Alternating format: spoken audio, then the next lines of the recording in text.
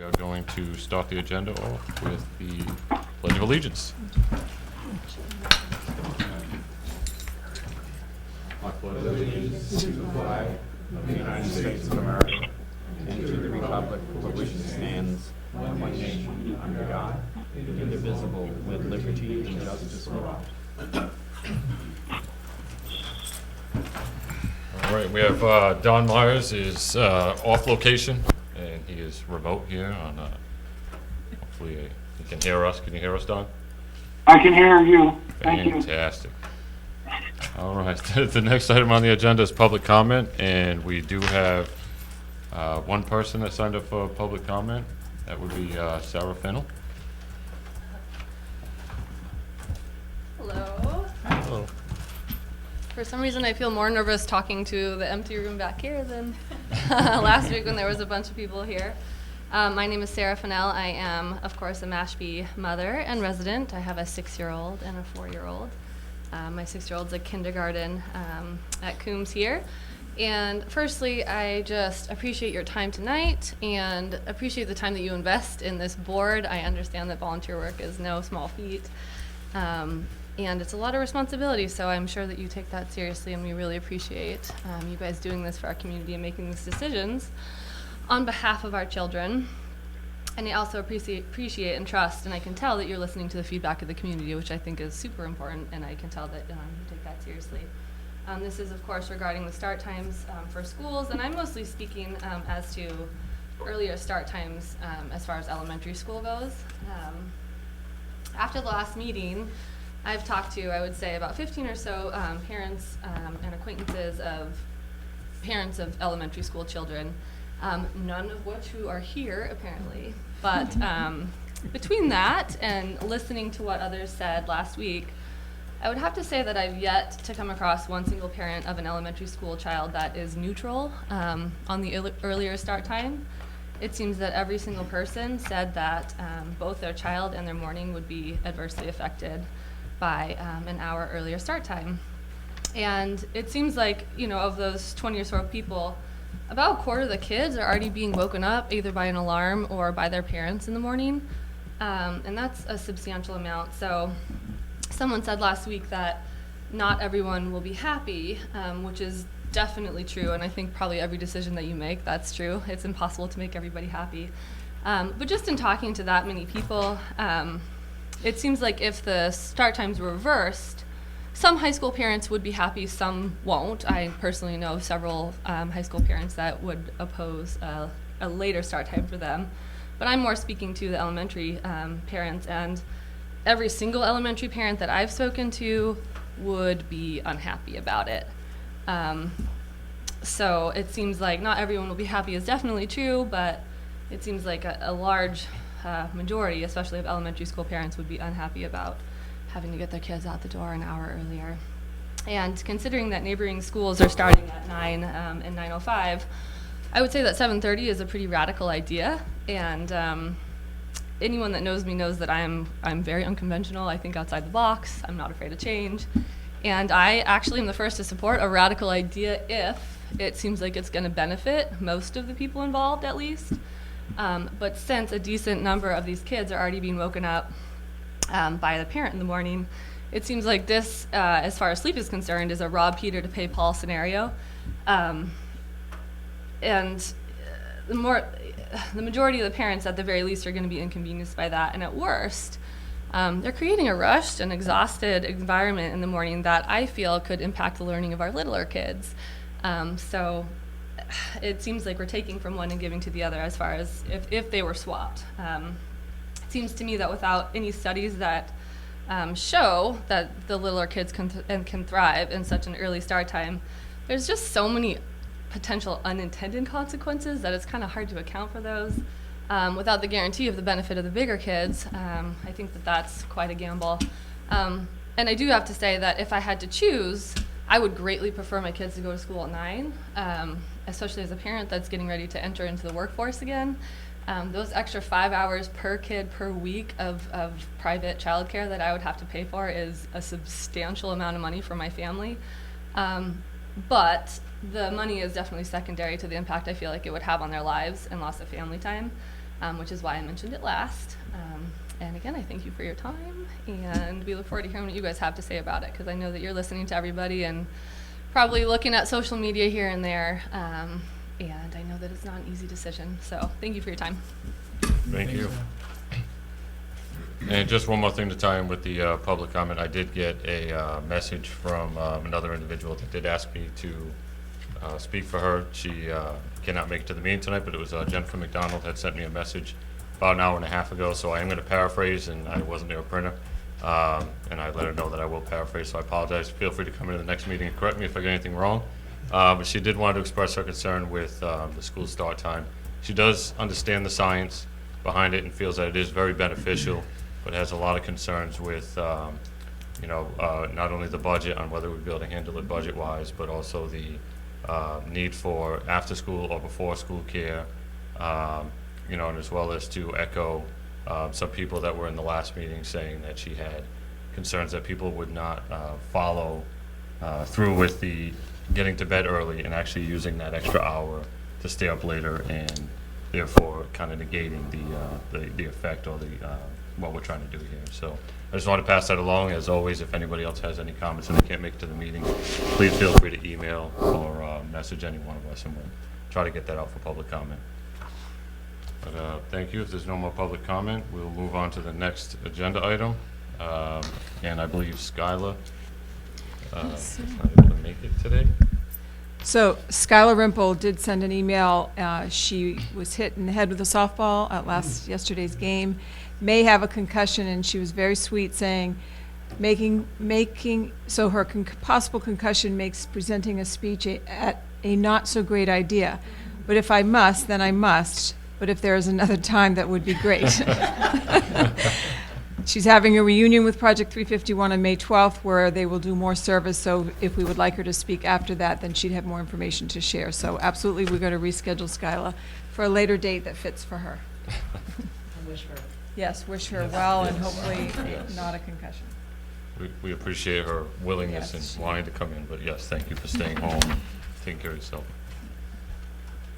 All right, with that, we have the next item is approval of the minutes from April 4th, 2018. We don't have a quorum, so I'll have to abstain. Okay, all right, well, we will come back to that agenda item as, actually, we do. I'm sorry, Don is here. Almost forgot about you, Don. I apologize, Don. Yeah, I'm sorry. All right, Don, did you hear that? We are going to do the approval of the April 4th minutes. I heard that. I heard you, Jeff. All right, we have a motion by George to approve. Do anything that Nicole said to me. Do we have I'll a second? second. Second by Don. Nicole did have a comment that she emailed us about the minutes. She did. Okay. And, I did not get that email. And it was about the discussion we had after the public comment last week. But then she found that was pretty specific, so the other one was, I think it was mostly she wanted to reflect that she reviewed that preliminary survey data yes, right. after the the public comment section of the meeting versus when it happened, because it fit better there, and that wasn't really reflected in the minutes. I'm gonna note that on the minutes. Okay. Next to it, I'll revise it, just saying that this item, whatever the agenda item was, we brought, was started at an earlier time due to Okay. public comment, so thank you, Patty, for that. All right, thank you. Move to accept as revised? All right, we have a motion to accept as revised. We have a second? Second. Second by Don. Any discussion? Good, none? George? Yes. Abstain? Yes? Yes. All right. That passes 3-0. And the next item is the report of the business administrator. Paul? All set.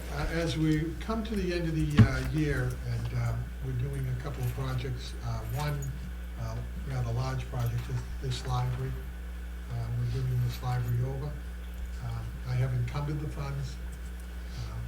The final figure came in at $92,997.52. The materials have been ordered. It will be done over the summer. The materials will come, let's do it in August, we'll put it all together. As we, Yes, Don. Can you move the phone closer to Sure. the speaker? No, we can't. I don't believe that's No, going to be physically Can possible. you hear me now? If you can, or can he speak up, please? I'll speak up. He's going to speak up. Can you hear him, Don? There. Yes, I can. Or- Thank or- you. Or Paul could come sit in your seat. Hey, Paul, over here, Paul. Yeah, come over. Sure. Maybe Jeff won't forget Don's here. Yeah, I won't, because that's empty space. All right, he's moving. I'm spatial. Thank you. I got a mallet and everything. Dangerous. So what, can you start again what you were talking about? Sure. One of the projects that we're dealing with right now is this library here. As you see, it's been painted, and when the students come back in the fall, it'll be a whole new library. So we have encumbered the funds, which came to a total of $92,987.52. The funds will come mostly from transfer, which I will make at the May meeting, because, and the reason why the transfers are going to be made at the May meeting is I get a better view as we get closer to the end of the year of where the funds are available for this project. I know the funds that are available for this project, and most of it will come from the salary side of the budget. In one area in particular where we have a change in someone leaving and someone coming in at a much lower rate. So that's where the funds will come from. That project the materials will be coming in June, July, and August, because they're coming from different companies. So the actual library will be configured and in August.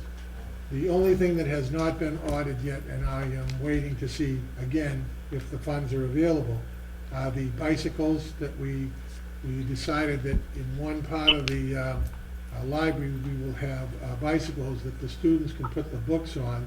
They're not the type that you drive on the outside, but they're stationary bicycles that they can sit there and read their books and ride a bike. So this is something that is being done in different parts of the country. So I don't know if anyone has any questions before I move on. Okay, the second thing was Nicole Bartlett called me, sent me an email this morning, or this afternoon, about the school choice. In your packet, if you turn to page 29, it starts on 28 and goes to 29. You'll notice that the balance, the FY18 balance on the choice money is $147,348. Since then, today, in your warrants, we paid an additional $11,611.20, leaving a balance of $135,736.80. Now, as I had mentioned earlier, that we are going to take the same approach now that we have to use the school choice money as part of our budget, that we are going to spend down the budget before we use any of this additional funds. This was just earmarked for the choice funds way back at the earlier in the year. If you turn to page 11. On page 11, just to show you how this is going to work. On page 11, if you look at the bottom of the page where it says District-Wide Information Technology System-Wide, you'll notice that there's a negative amount in the balance column and two of those balance columns. One is pretty big, the $62,450.33. And that bill has been paid in the current warrant. So until it gets paid and posted, you won't see it in the year-to-date expenditures. That was for some of these clear touch televisions that went into the schools. We're trying to finish up each of the schools currently. So that was a pretty big order. You'll notice that rather than charging that to the choice, I charged it to the technology line item in the budget, which put that in a deficit of $450. So as we spend down this, the budget, we're eventually possibly going to have to hit the choice money. What we will start doing next week, the 1st of May, as we do every year, we go into our computer system and we look at all the open purchase orders and when they were purchased. So some of those purchase orders could go back to September and October. We then call the companies, and this is done through the business office. We call the company and the school, whoever created the purchase order. We find out if they have already received the funds or whether they canceled the purchase order and failed to tell us, and we cancel all of those encumbrances out. So when we do that, what happens is the money goes back over into the balance column to help offset the $62,450 and some of the other negative amounts that are in the report. So we will be doing that in the actually starting probably at the end of this week and the beginning of next week. We usually start at the beginning of May, and we start looking for whatever money is there to help alleviate costs like for the library, and that's what we're looking for this year, to come up with the funds for the library. I've already determined where the funds are coming from for this particular library. The transfer of funds will come in the May meeting, and as I explained, it's because of we get better every week. We get a better view, but we'll start going through all of those other open purchase orders and encumbrances. I'll entertain, first of all, any questions on the appropriated budget.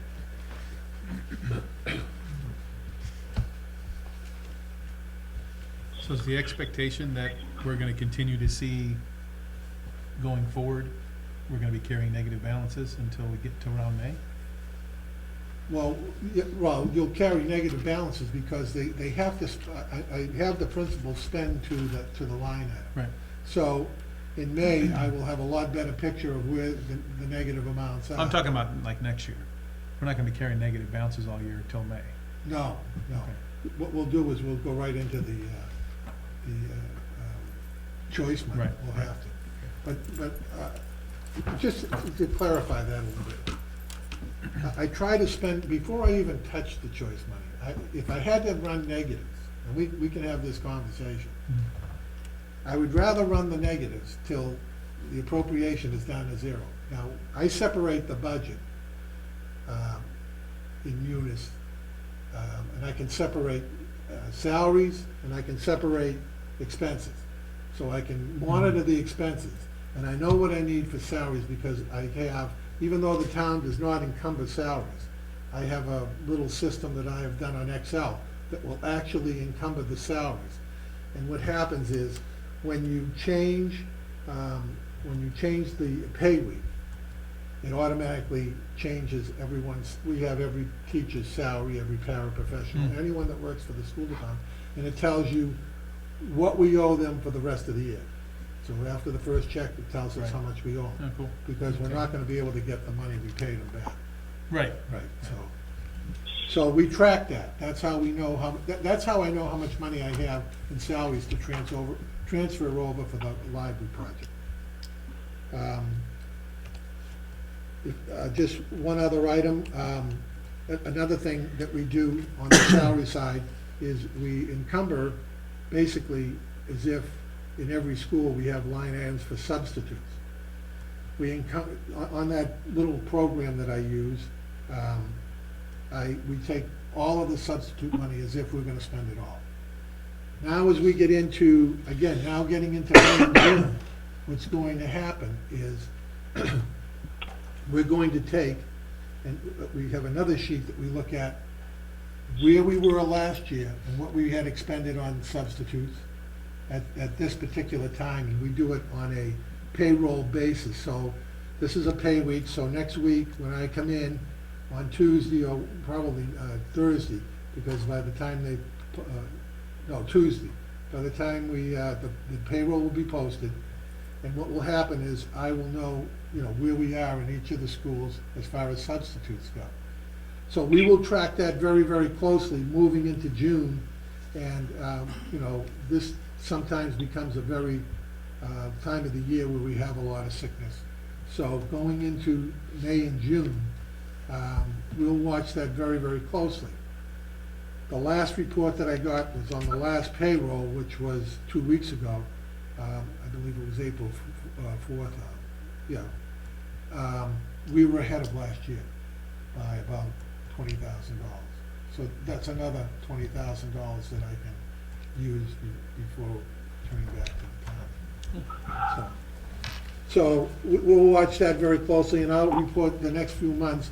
I'll report that out where we are with that and what I'm projecting on that. Yeah, I got you. A question. So, in theory, can we reclassify a payment that was already made out of choice funds back to appropriation? Yes, we can. Okay. It's most likely a mistake. That it got Right. charged to the wrong account. So we can make it, we can do a journal entry just like any place else, any accounting system. All right, thank you.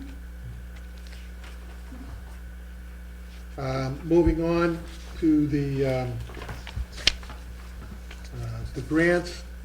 And I'd like to talk just a little bit about the grants because we had a finance working group.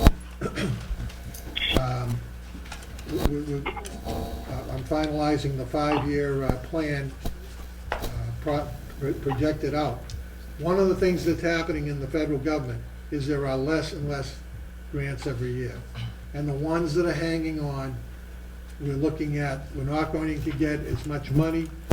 And what happens is, when we lose a federal grant, if it's paying for a Title I teacher, then we don't want to lose that Title I teacher because that's direct services to students.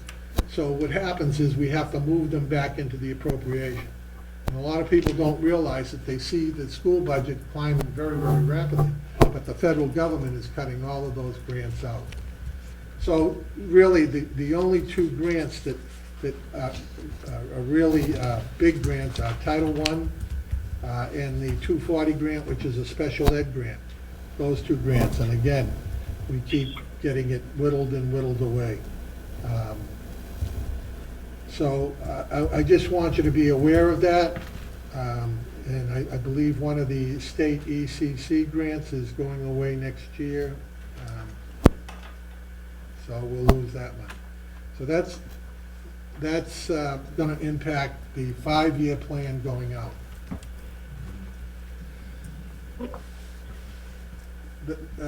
The private, you have in front of you the revolving accounts and the private funded grants. Pretty much self-explanatory. Community schools, our summer school athletic gate receipts, lost book account, preschool sped, and facility rental, school choice. And naturally, I give you detail on school choice. And the non-resident account, that's a high school account. Cape Cod 5, the teachers are now currently using those grants. You can see they're starting to purchase material. Any questions? Moving on to. Did you have a question? No, I just was asking about the date. They have the same dates. Did you mean Oh, that I'm to be sorry, four? that's an error on my part. That should be 4/12/18. Thank you for finding that. I'm sorry, I didn't mean The last page, FY18 budget is a requested transfers. This is 1803 transfers. I need a vote on this. Before I do these, vote on these transfers, this is not going to wipe out all the transfers in this particular appropriated reports because right now they're happening so fast I just can't keep up with them before the meeting. So I need a vote on the transfers of $45,931. Don, did you get a chance to look over that?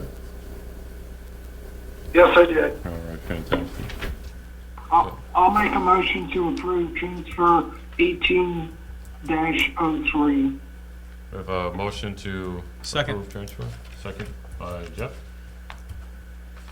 Are there any questions or comments? Welcome, Nicole. All right, just Okay, one then- second while Nicole does that.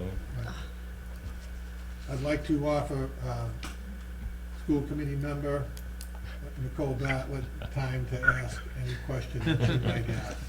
So Oh, we do we have, Let's skip get ahead? settled first, please. yeah, No, we have I a motion actually- on the table and a second to approve the transfers. Yeah, that's fine, I already looked at all this. All right. In that case, Nicole, how do you vote? Yes. Yes. Yes. Yes. Yes. All right, motion passes. Before we move on, did you have any other questions on the budget, Nicole? Nope, All right. Paul responded to my questions. I'm sorry? I said you responded to my Oh, questions. right, and I did talk about those. Great. Good, he's good like that. Thank you. Yeah. I do want to say thank you for the explanation of the grants. Right. That I is just something wa- I that we just have to want you know, continually that- educate people on. It's very important to Absolutely, make sure we absolutely. keep doing that. You're not leaving, are you? No, just move that over. And so the next item on the agenda is the specifically an assigned unfinished business, and perfect timing, Nicole, because I know you wanted to be here for the discussion on school start times. Oh, good, we're like way ahead of schedule. Well, Skylar wasn't able to come. Oh, Skyla's, I didn't miss Skyla? No, she was coming at another time. Oh, okay, She's all right. injured.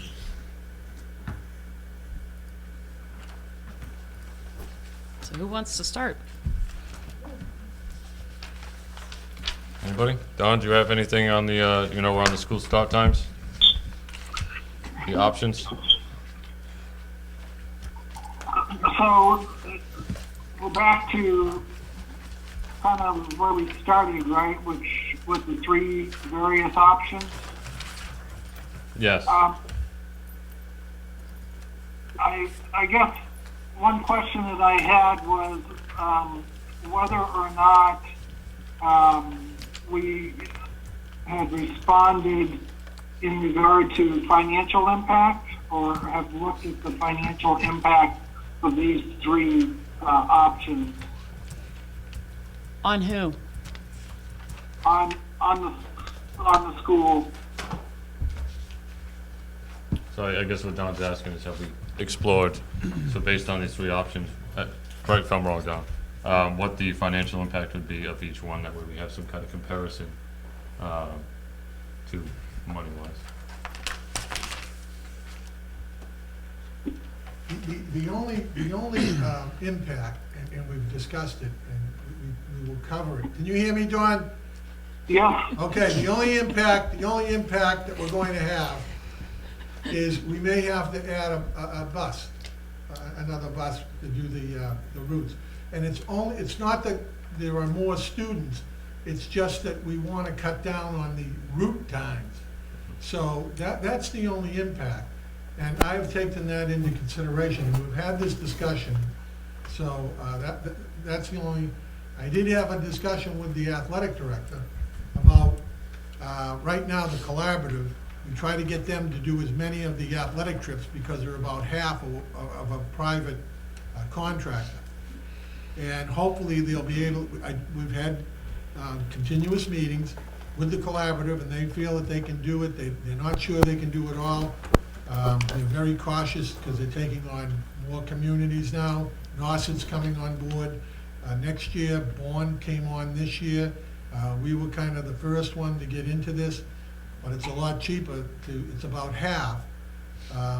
It's actually less than half to have the collaborative do it because we kind of manage what we pay them.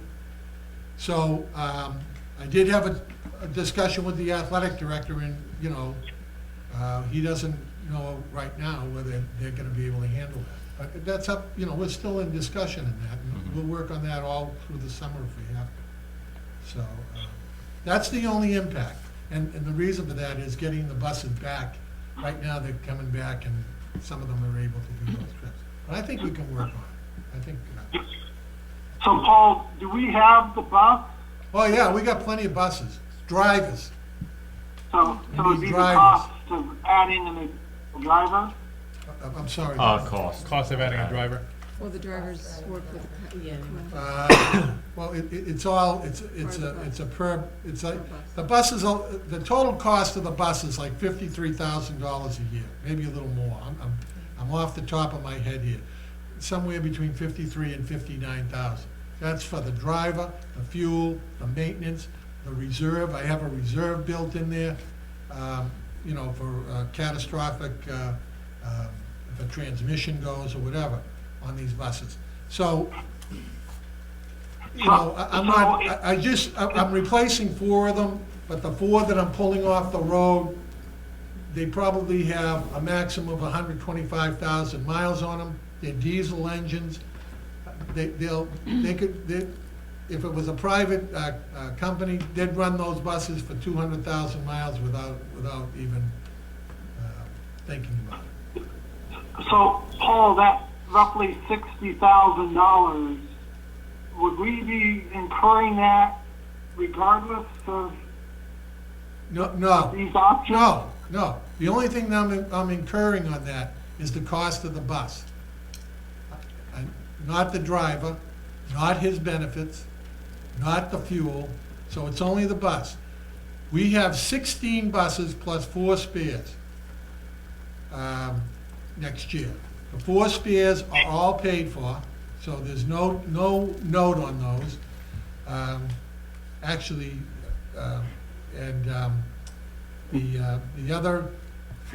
actually, all the buses, no, the 4 of the buses next year are brand new, so I will have a note on those for 7 years. So of the 16 buses that we own, ordinarily I would be trading in or selling at residual value those 4 buses, but instead of doing that, Mashpee purchased those, or the collaborative purchased those buses brand new in 2009. So rather than lease one of the older collaborative buses, I'm not paying lease to them anymore. I'm taking the 4 buses that we would ordinarily trade in or sell, keeping those, and purchasing 4 new buses. And then next year I'll purchase 4 more new ones. And I have that all built into the budgets already. So we got plenty of buses. So I'm confused. You talked about we would have to, it would cost $60,000. Is that, are we going to add another bus route? Not at the current time. Not at the current time. We're working with maybe 15 buses. FY20. Pardon me? Maybe FY20, depending on an option that could be selected. Yeah, depending on, next year, we're not adding any buses. Okay. FY20. FY20 for option A through D, or A through C, you would be adding a bus regardless of which option. Possibly, Yes or no? possibly adding a bus. I don't see it yet. I'm not Okay. projecting that I'm gonna add a bus, but I have built it in there that if we had to add a bus, if we had to add one, that I've covered that impact. And remember, the total impact is not 59,000. I said that's what the bus cost, that's what the driver cost, that's what the fuel, with the fuel cost, that's the whole package. If we don't use that bus, if we only use 15 buses, I don't have to pay the fuel on that bus, I don't have to pay the driver, don't have to pay the benefits, so you know, that bus will be still used to relieve one of the other buses when they have to do oil changes, tire changes, or whatever takes place in keeping these buses up and running. So, it's kind of a shot in the dark whether we'll have to use 16 buses. I don't feel we'll have to. Kathy Lyko has worked on this. The only possibility is to shorten certain routes. That's the only reason why we would use these buses. It's not there's no impact on more children or more students. The impact is only on making the route shorter, if we had to. I have built that safeguard in, I'll call it a safeguard, but currently, in FY '20, we're looking at using 15 buses. Okay. And I just want to, just for anybody out here or that's watching that doesn't have a packet in front of them, I just want to eliminate any confusion. So the options we're talking about, option A is no change. Right.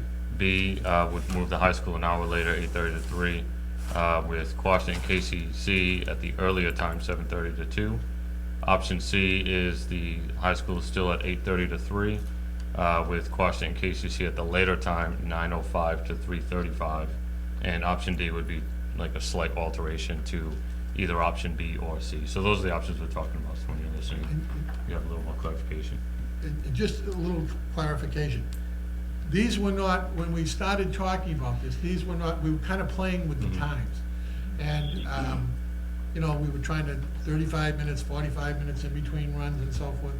You know, now we have just about an hour, maybe a little less, and we can do those runs.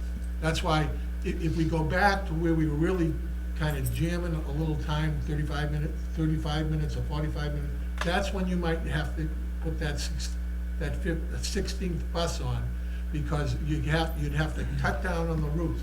So what you'd have to do is you'd have to look, because the schools are all on one street, you'd have to look at the longest routes, and those would be the ones you'd have to cut down so that you could cut down on the time.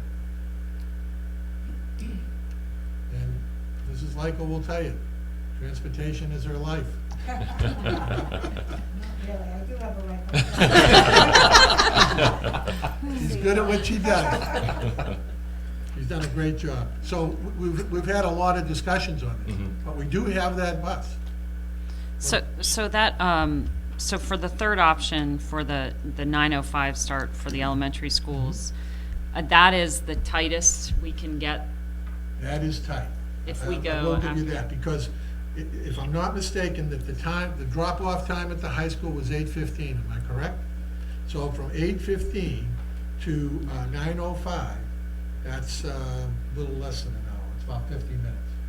And right now, we have a little 5-minute spread between the two elementary schools, and we'd give that up.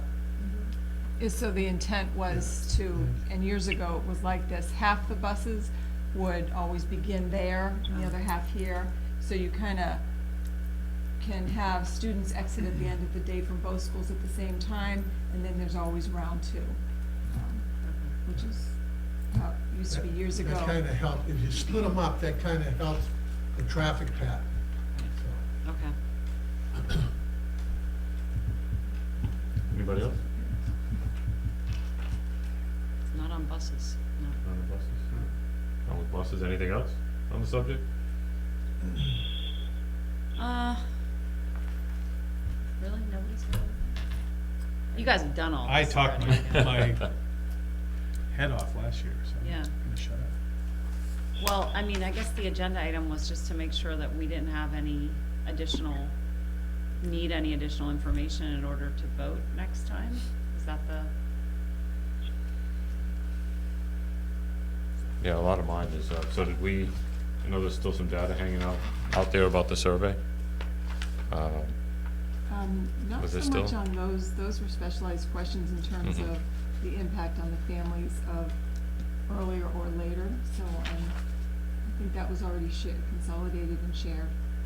Okay, well, yeah, because I know there was some that still went out, some letters and things like that. I just wanted, was there any that came back afterwards, or was there any other communication on that since last meeting? I think there's 3 paper surveys that have come in the last few days. So whether, I didn't look at them closely. Yeah, I don't know that there's any new information that would dramatically alter what we reported at the last meeting. But, I mean, I'm also not going to continually accept survey data in perpetuity, so Yeah. that's, I feel Just- like the time. yeah, so I think, frame is on. at least on this topic, but, people who have suggestions about, services and things that they want to see happen in the school, the door's always open for stuff like that. I guess, since I wasn't here, I was on the other side when you guys did this last year and for the times before that and everything.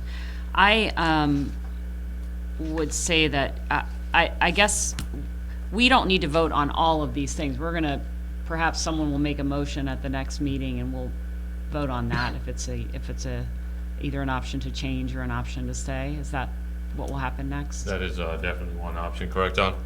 That somebody, most likely next meeting, if we decide to do it next meeting, which is our plan, there can just be a motion made for one of the options or an alteration of one of the options. That's correct. Okay. Well, haven't seen anything that would allow me to support a 7:30 start time for elementary schools. I don't think that, I think we saw in the data, it would have a huge impact, and it would also, but there's just some issues. I'm impressed that Monomoy is doing that. I don't know how they're doing it, but I guess everybody's just gonna get on that train and roll with it. But I as a mother had concerns about that, when it was first proposed, and I think as, we saw it borne out in the district that it would, perhaps not be the best move. So I noticed we have some parents in the audience who have young kids, because I recognize a few of them from the hearing, and so I just wanted them to know that I will not be voting for that. I don't know, I can't speak for anybody else, but, but I will be, certainly, supporting a change in start times for the high school and the middle school. So I hope that we move in that direction, and I wish we were voting tonight, because I'd love to get it done. But thanks for missing the meeting, Don. We'll do it next time. Anytime, Nicole. I will, just to piggyback off that too, I will concur that I would not support a 7:30 start time either. I just think it's a little too early, and, my kids spread the gambit, so I taste a little bit on every end. But I don't think that would be the way to go. And, I was part of this from the beginning. I was part of all the studies, and I know that the data's there and everything else, but I gotta be honest with you, I'm still not 100% on my decision. I do like the idea of a later high school start. I still need time, so if somebody was asking me today if I would vote for any of these options, I wouldn't even know right now. Well, options, change, yeah. But I'm certainly gonna, make sure I take everything into consideration, all the data, everything, all the input from everybody, and definitely be ready to make a vote next meeting. And on that, if anybody else has anything else? Don? Yep, let's put this to bed next time. Fantastic. Alrighty then, we'll move on to the next thing on the agenda, which is an update on school committee working groups. This is the board. So the first working group, which is developing a strategic financial roadmap for fiscal planning, and that includes members George Schmidt and Jeff Gorman.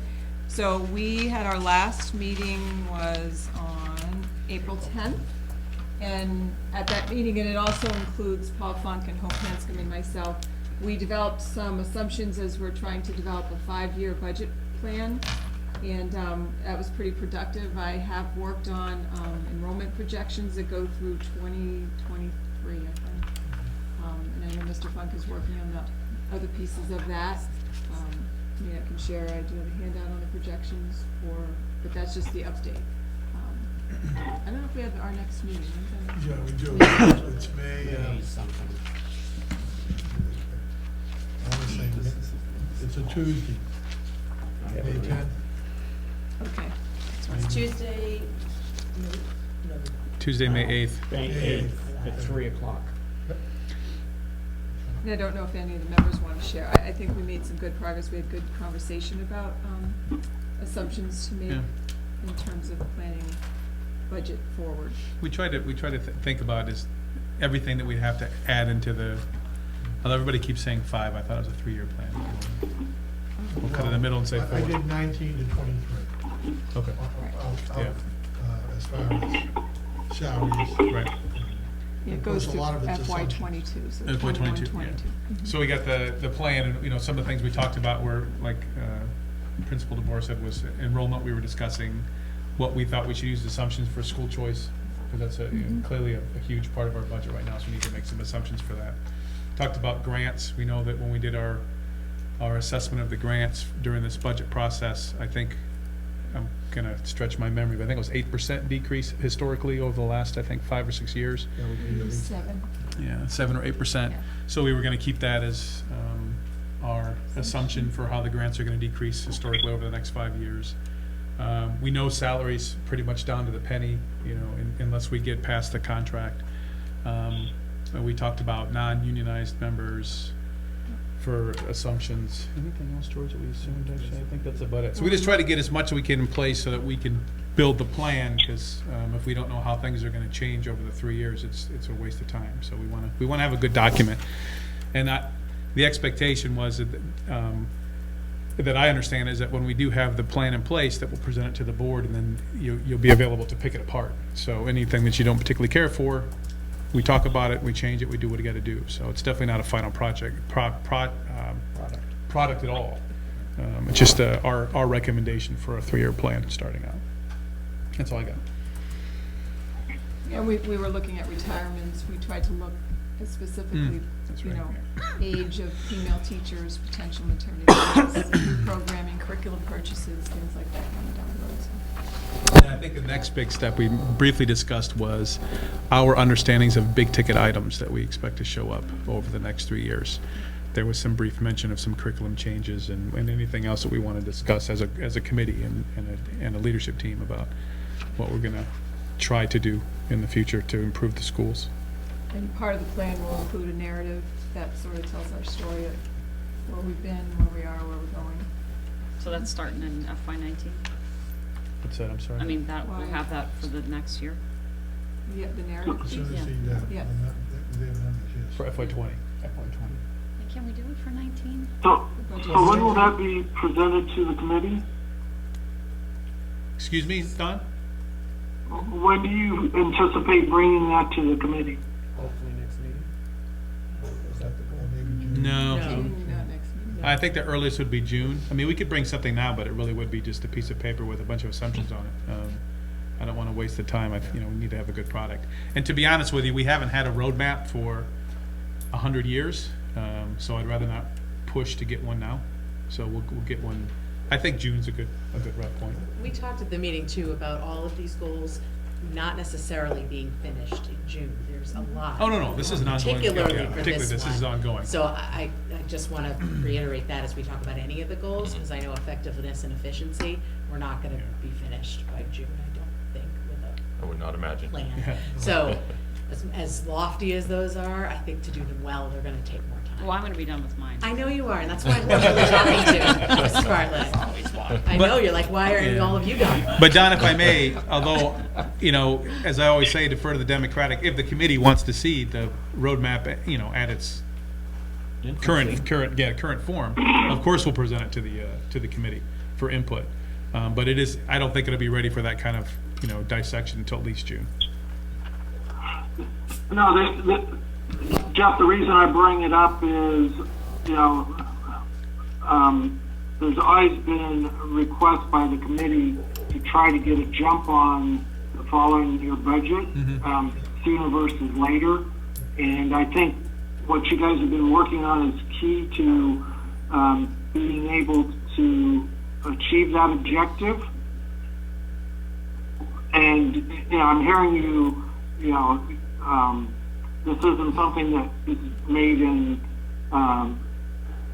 haste. It needs to be well thought out because it really should be then the roadmap of what will foster next year's budget that the committee would be looking at and potentially presenting to the town. So I was just trying to get an idea of where you guys felt you were along the timeline. That was the point of the question. Yeah, perfect. Are you comfortable with June? Is everybody comfortable with June? Yeah. Yeah. Yeah, if it takes longer, it takes longer than that. But we have to have, isn't September or October the where you have to have everything in. Right, Yeah. I can have a budget ready for you. Yeah, so June, but I'm saying June's We're good. talking- Yeah. I think you're talking about the roll, I think we're talking about. Well, it's kind of different too, because the FY '20 budget is, That's what do you want to say, pretty- how many percentage, you know? At least 50% complete, right? Oh, it's almost 100. Yeah, so I mean, So I so, can have that. although the roadmap will indicate FY '20, it's really not a tool for FY '20. It's a tool for '21 and beyond. Yeah. Right, but the accompanying narrative and the things that we're gonna do Oh, yeah, differently absolutely. That's right. Oh, are absolutely. gonna be Yeah, in yeah, place for yeah, that yeah, new yeah, cycle. So, absolutely. Right. Yeah. so if you guys had something in June, then those things that are gonna, come along with the 20 budget will kind of be well positioned for Yeah. it. I think. Absolutely. Yeah. Concur But 100%. I think the way I see this is it's a working document for the next, Oh, yeah. Oh, yeah. it's a living document. Isn't that the term? Thank you. All right, so then the next goal is establishing protocols to improve efficiency and effectiveness of the school committee with Don Myers and Chris Santos are on that committee, as well as Hope and myself. And I think our last meeting was in February. I don't have us recorded as another one. I thought we had one in March. I thought we did too, but I'm gonna Was it search that long ago? effectiveness. I just took this off Well, We We met definitely had one in April, March. March 21st, There you go. and April 4th it says too. Oh, okay. Maybe we didn't do April 4th, I don't know, it was in my calendar, whether it happened or not. But I know we met one of We those met days one because it very was recently. I don't remember the exact date. either but it March was- 21st or April 4th. Don, do you remember? I'd have to go look at my calendar, but I do know we had at least one meeting after February because that was the discussion. regarding- Yeah, it was School April. committee. Yeah, we met school committee day. Yeah. Oh, It was yes. the nomination process, Yes. Don, remember? Yes, Yeah. that's right. We didn't probably Also take April notes because 4th. we did work on that It was April 4th. nomination. Oh, that's right. We canceled the 21st, that was a snow day. That's right. Yes, it's all coming back. Okay, by the way, we ran our friends out. So I guess the last outcome of that meeting had to do with the nomination form that everyone's going to receive at the May 9th meeting in terms of if you want to hold a certain position for the next school year and if you want to be on any of the certain subcommittees or working groups or task force. And that's one of the last things I think that came out of that. Yeah, we also discussed the entire process on how that would work and what That's potentially true, and work. that we reviewed that guideline sheet. Yeah, And we reviewed that at the April 4th meeting, right? Yes, we did. Yeah, yes. with all of the you? whole committee. You were on the phone? Seen it. No, Oh, you he weren't was on the not phone. here. You missed all of that, okay. I will watch the YouTube. Chris or Don can also catch you up. Yeah, So So that was, I'm we on plan. prioritized this process though because of the election coming. We wanted to make sure this was in place and then we'll head back towards Mhm. the efficiency part. but before you watch the video, and I know you can't wait to watch, the gist of it is basically we created like a document that everybody will be handed. And you'll indicate on there whether or not you, whether it's one of the positions, chair, vice chair, secretary, or one of the liaison positions, or whatever you decide you'd show interest in. Document that, get it back to Mr. Bohr, and she'll kind of put it all together in one document. So that when we show up to the meeting, we don't sit here Save and some stare time. at each other Yep. and wait for somebody to Yeah. nominate something. So that's the gist of it, you know, give you more information Yeah, cool. on that, but, yep, that's basically what we talked about. Yep, Google form is ready to go. Yep. The third goal is adopt policy guidance oversight from MASC, and that is Nicole Bartlett, Chris Santos, Hope and myself, and also Jim Hardy from MASC. I think a meeting got canceled, It was It's yesterday. rescheduled for next week. rescheduled We had for one next yesterday week, that was rescheduled. where we will review sections G and H, but at the last meeting, we did hand out sort of that summarized chart of sections A through F. And I think we had policies included in that were new to our book for you to review. There's a couple questions Don submitted that I was gonna wait till the committee with Jim present to review his questions, in terms of some of the policies that Is are that, there. is that packet in the agenda? It's in the packet, yeah. I'm sorry, is that Oh, in the it's in the packet? packet. Okay, Yes. okay. I will review. And anything new that was added is an addendum to that, so you have, it's not just a citation of what's new, you Yeah. can actually see Oh, cool. what was added, right? Isn't that what we did? If it was Okay. brand new? And if that part, the second part wasn't in the packet, I have them. Okay. I'll give it to you Okay. tonight, Okay, thank you. because I'm not sure if that was in there or not. They were handouts. Handouts. I mean, I thought they I were think handed out. the chart was in the packet. Okay. But I think our, Meeting next I week. think we're trying to finish that up in this academic year, the school, we want to be done by June, if not When's sooner. the That- next meeting? I know I have it in my calendar. I wanna It's make the sure. 30th. 30th. Yeah, okay. because it was my fault, we had to move it from this week, so I'm pretty sure we just moved it to next week. Yes, Wasn't all that Yes, upset April about 3 it. 30th o'clock. at 3. What's that? I said I was not all that upset about Okay, this good. meeting. Okay. And then for 2A is develop a data-driven stakeholder plan that enhances collaborative relationships and partnerships. That's Jeff Gorman and Nicole Bartlett and Hope and myself. And I don't know if you want to share, we did accomplish some excellent data collection as our baseline family opinion survey. But we still want to continue to develop a plan of really, and there are a lot of components we've done this year, specifically trying to outreach to the community and bring them into the schools. But I think we could, as a next step beyond the survey, is now start to sort of maybe have some concrete ideas in that respect. Yeah, I think that I think that especially, so at the next meeting, we'll have the rest of the survey data, so we just kind of know what our baseline metrics are for, you know, the services that we're providing in the district and you know, sort of the perceptions of families and everything. And then, I think there were some other things that we were trying to synthesize from across the district in terms of ongoing communications and outreach activities that we already do. And then we've got some new additions, but I see sort of the plan kind of feeding into, you know, something that indicates any resources that might be needed and things that are kind of attached to a community outreach and stakeholder engagement plan, things like that outreach coordinator, you know, the store, the sign, you know, there are things that are all kind of part and parcel to that. So I'm hoping that we kind of have this, what I think we've envisioned is sort of an overall, I guess it's like a roadmap, you know, for what we want to accomplish, what our goals are, and then what we want to focus on. And I don't know whether it has some, we haven't talked about any kind of time horizon for that, like whether it's multi-year or what, but I think the main focus was primarily getting the survey out and done, and that turned out to be kind of a heavy lift. You did it. But- Good. but it's done. Yeah, exactly.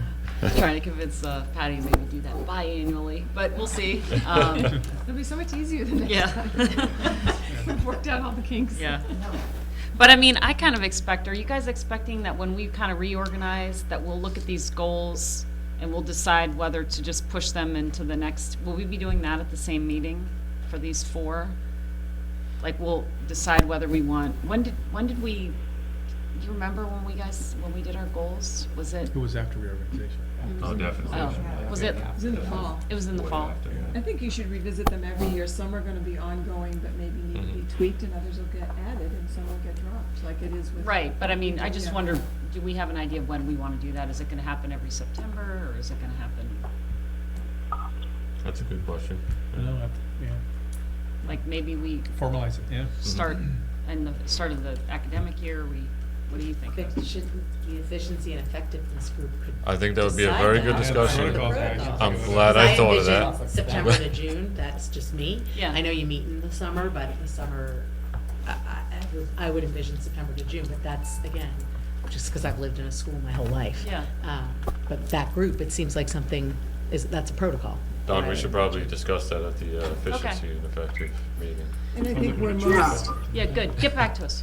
well, and where most of the teachers and administrator goals, we tend to sort of start them off in September and sort of measure them in June, and then you kind of have time to really think about them in the summer, but that seems, I think, a cycle that matches would be good.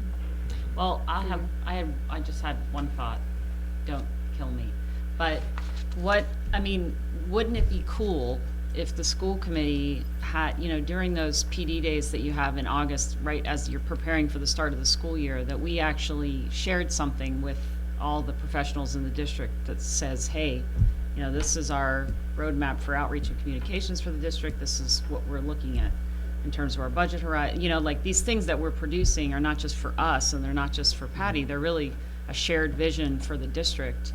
And that come to Jesus that we have before school starts is really the only time that everyone's kind of Have a assembled. chance to get Yeah. up and hear you. That's a good idea. So maybe we could Yeah, think better of, connection, because I don't know that, we're all And if on you the did same the re- team here. The retreat, I heard you say the word retreat. Oh, I Yeah. love saying the word I know retreat. you do. So if at the summer retreat, you fine-tuned Yeah. your goals Yeah. and then you present them to, you're right, they're your constituents, as are the families. yeah. But certainly the staff are as well. I know That's you an guys awesome idea. jam a lot into those. I know that time is precious with them, but I think it would be great for us to sort of show that we're all on the same team and, I think that's a great use of time. Okay, great. that's just my opinion. No, and just talking about cohesiveness, I'm hopeful all 5 of you are able to attend graduation this year. Oh, It does send a really great message. what day is it? It's June 2nd. Saturday. I will be there. I will put it on my calendar. Yeah, exactly. It's, you'll get your invitation, but June 2nd at 10 o'clock would be really a nice message as well. Okay. Thanks for, Just throwing that out there. I have not attended a graduation yet. Last year was my first one, and it's beautiful. Some of my favorite people are graduating this year, so I'll make sure I put it on there. 10 o'clock? 10. I mean, you can go earlier than that. It used to be a ritual that you put labels in books and nibbled on refreshments, which we can still give you the refreshments to nibble on, but the labels in the books are handled.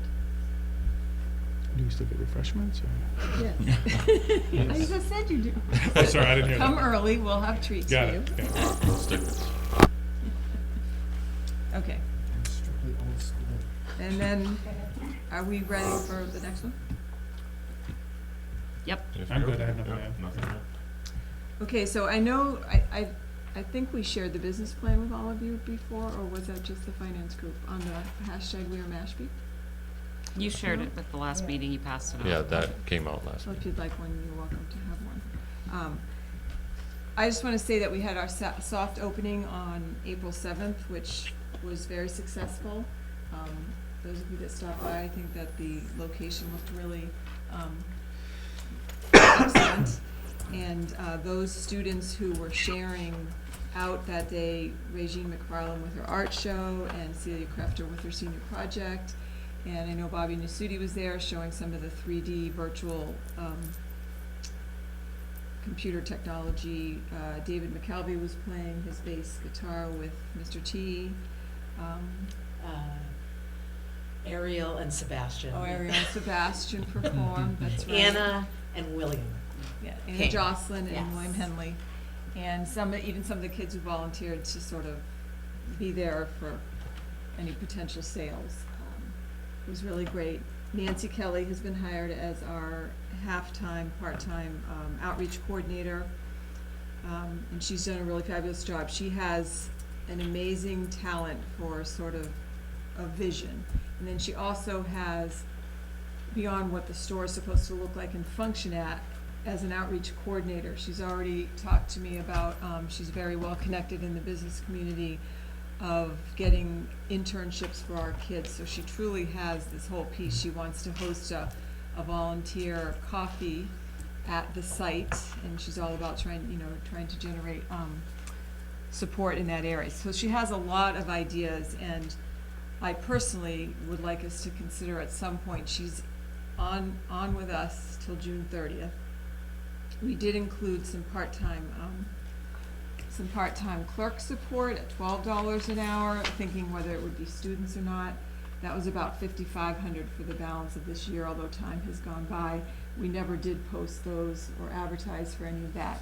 So we're not able currently, and she is getting some volunteers lined up to really be open as often as we'd like, but what I really would like to see us consider out of maybe choice funds for next year as a pilot.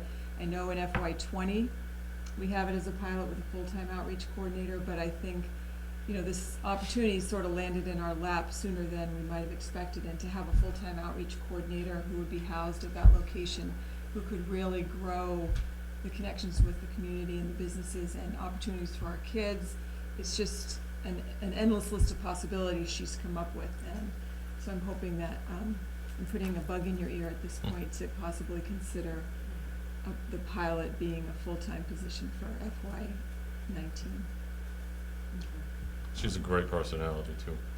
She is, I mean, and she has, I mean, she'll sub for us sometimes, and she has sort of a side business where she does interior design and decorating, but half-time next year is a challenge for her as well, you know, balancing everything, and she's tried to work it out, so she's the main one there on weekends, and she's in the afternoons, and I just think taking advantage of what we have right now with the right person there, it could just become something that we really couldn't have even imagined. Because just some of the things she shares with me in terms of, you know, ideas. One of the things I thought was interesting is term of window display. She thought of this pot which would have like little sprouts, but in it would be signs of all the different things that are happening at the Coombs School, highlights or what makes Coombs so great. Then the next plant next to it is sort of a mid-sized plant with similar. And then the final one is more like a tree where all of the things that are great about Mashpee Middle High School are hanging with lights. And so the visual of this growth of a student, and it's just like, would have not been something I would have thought of as a good window display. But she has the it factor, plus she's a very connected community member. So I would love to be able to explore that as a full-time out of choice for a pilot program for FY19 Well, I for think that position. I think that's one of those things, if you have the right person, then it truly would be a pilot, because if we can't make it work with that Right. person, then it might not be the right model, you know, so that we could think of that as kind of a trial run to really test a proof of concept that we can man that full time and do all that stuff. It's not clear to me, as either a community member or a school committee member, how often we're operating this store right now. Right, because we haven't firmed it up. Right now, we're relying mostly on Nancy Kelly, and then we're getting our volunteers lined up.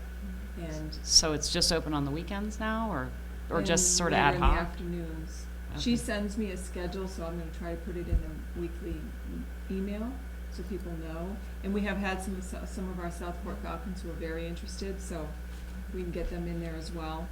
But beyond just making sure that's open for the right number of hours, it's just the possibilities of what she could do Sure, in that space. right. And, you know, we had her in for FY19 at 19,760.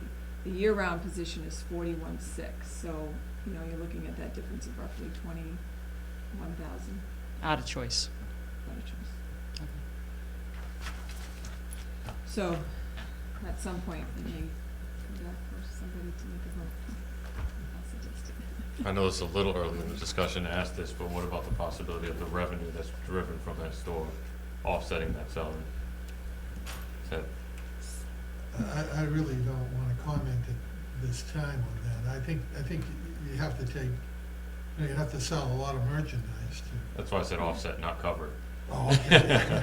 I think down the road, some I of it think you can could, offset. but We I- have Yeah. some you know, I think, good ideas. you know, the way I looked at it was, you want to put that back into merchandising, you know, because we still have to pay the utilities and so forth. So if they can handle that, and we have a person, because this person is not, I hope, is not gonna, as the superintendent explained it, it's not just gonna work in the stores. She's got all these other ideas where she's gonna be outreaching in the community. So I see it as a whole different, you know, there's all types of opportunities that this person, and I haven't met her, but that the superintendent has told me, they can get out there and do a lot of stuff for the students in Mashpee. And I think if the store can handle all the other odds and ends, and we you know, have to. Paul, are you setting up a revolving account for the store? No, because there is, I don't believe that Massachusetts laws allow that. You just can't make up a revolving account. It has to meet certain criteria. Right now, it's a student activity. Oh, I'm sorry, a student activity account. Yes, Mr. Looney has done that. Catch that? Did he hear me? Yeah, I did. Okay. We don't normally see student activity accounts. You will be seeing them in the future. Okay, I'm putting together a manual, which you will have either at the June meeting or the July meeting. We do have a July meeting, correct? Yes. Is it one? One. So it'll be I do have a rough draft, which the superintendent is reviewing now. And I'm gonna want your input, so I may get the draft here in June, and we'll do a first reading in July and the second reading in September, and those will be the rules and regs that we follow. All right. thank you. All right, anything more on this agenda item? No? All right, we'll move on. I have one question before we move on. if it's all Sure. right. Absolutely. So I noticed that we should still have the custodian stuff in here. I don't know how that fell off the agenda, so I don't know. if we- Oh, last meeting, the, last meeting, we had decided to, didn't we decide to push that off until, we got other information? Isn't that why it fell off? Yeah, Don, do you remember? it's in the minutes you guys approved. Yeah. I didn't read them because I abstained. Oh. I don't remember the exact You'll have to word. watch that. I'll read that. I'll read the meeting, I'm sorry. Thank you. Financial working group, that's, so you're gonna Yes. be involved, to talk Or it's with moving Patty. into the financial working group? Yes. to Oh, gather more how information. apropos. Yeah, Oh, all right, perfect. just what you wanted. Thank you. More stuff. You're welcome. Thank you, yes, sir. All right, no problem. All right, next item on the agenda is new business. We are going to discuss and take a vote on participating in school choice for FY19. So on page 32, you do have a chart. You really don't have to vote to continue in school choice. You would only have to take a vote if you wanted to leave school choice, but that's okay. We can take a vote to remain in school choice. And what you see on this chart are our current FY18 school choice seats. Those that were filled are enrollment numbers as of April of 18, and then the proposed school choice seats, which were developed with consultation of the principals. So total school choice seats for 17, 18 are 98. 8 of those are seniors, so if everyone stayed, we'd have 90 plus whatever gets filled moving forward. I did have a question on the 7th grade. Yes. Seemed like an awfully large number for an already big class. If I'm reading that correctly. No, you gotta look at 6th grade at 104. I'm sorry, yes. Never mind. Okay. But no, I I'm always, having deja vu from I- last year's Yeah, that's right, conversation, yeah. yeah. I had It the, slides up. I had the same question, so just, can you just walk through a couple of grades there so I understand what we're looking at? So start, maybe just, let's pick grade 6 and 7. Okay, so grade 6 currently has 104, so next year, in theory, they will be grade 7. Right. So 104, and then Mark suggested 10 seats. So you just look down You and. have to go at Ah. an angle. So Gotcha. 7th grade this year has 142, there'll be 142 8th graders next year, so there's 2 choice. So if you look at that angle down, we have a little bit of a bubble there with 7, 8, and 9 being a little bit larger classes, so there's the 2, 2, and 2, as they move down one grade. So the current 5th grade enrollment right now is 136. Yes. Now, what about, how the FY18 choice seats? So we have 3 choice kids in grade 5 right now? Is that what that means? You have, in grade 5 right now, no, you have, 18, choice. You have 3, yes. And there were 5. So there's still 2 open seats. Yeah, so there Yes. were 5 available, we Yes. filled 3, Yep. and we're proposing 2. No, yes, we're proposing 2 for next year. Yes. Okay, In grade 5. yeah. And so these numbers, are we finalizing the choice seats now? Not necessarily, or are we? I think that was the intent. I don't think you have to vote on the actual You don't have seats. to We vote have on to any of submit them. something to DESI with the number of seats at each grade level that we're gonna have as school choice. I don't know that it requires a vote from the committee. The committee's vote is to participate in school choice. So when I looked at these numbers, Yes. I reached out to a few mothers that I know who are not sending their kids back to Mashpee, and I said, have you notified the administration yet? Because we don't have that many choice seats for, you know, those grades. And both of them told me that they had not yet, Yeah. but confirmed that they were not returning to Mashpee. So I encourage them to do that, but I was just worried that we were like inking in these final numbers, and they evolve, right? So if you find out that we can make more seats available, we do that, or, do you see what I'm getting at? Yeah, no, it doesn't evolve in that way. It doesn't. No. When you open, so the way you do it here, you're opening it, June 29th is when the first round is due, is that right? Oh, no, it's June it'll 1st. close. Yeah. June 1st it'll open, June 29th it'll close. When you close at June 29th for the first round, you can't change the numbers at that point. Right, Because you have to know if you have a lottery or not. right, right. Mhm. Prior to that, this is based on the judgment of the principals, so there is room for conversation before. Nothing, you don't vote on the numbers, though. Okay, that's what I was getting at. Yeah, so prior to our first window opening June 1st, if it looks like we have better data and we've had people come in who've said they're going here or there, we can revisit that. But we Great. could bring it to you, it's not that we Yeah, would no, tell you yeah. that, it's Yeah, just yeah. that it doesn't require, This you is know, just a what the formal- landscape Right. looks like right now. Yeah. Okay, thank you. Yeah. That's what I wanted to know. I personally don't have any problem with school choice. I am scared to see the zero at kindergarten again, because that, you know, that bit us twice, I think. Yes. And I think it's very difficult as a district that approves school choice not to be able to support the sibling rule at every grade, you know?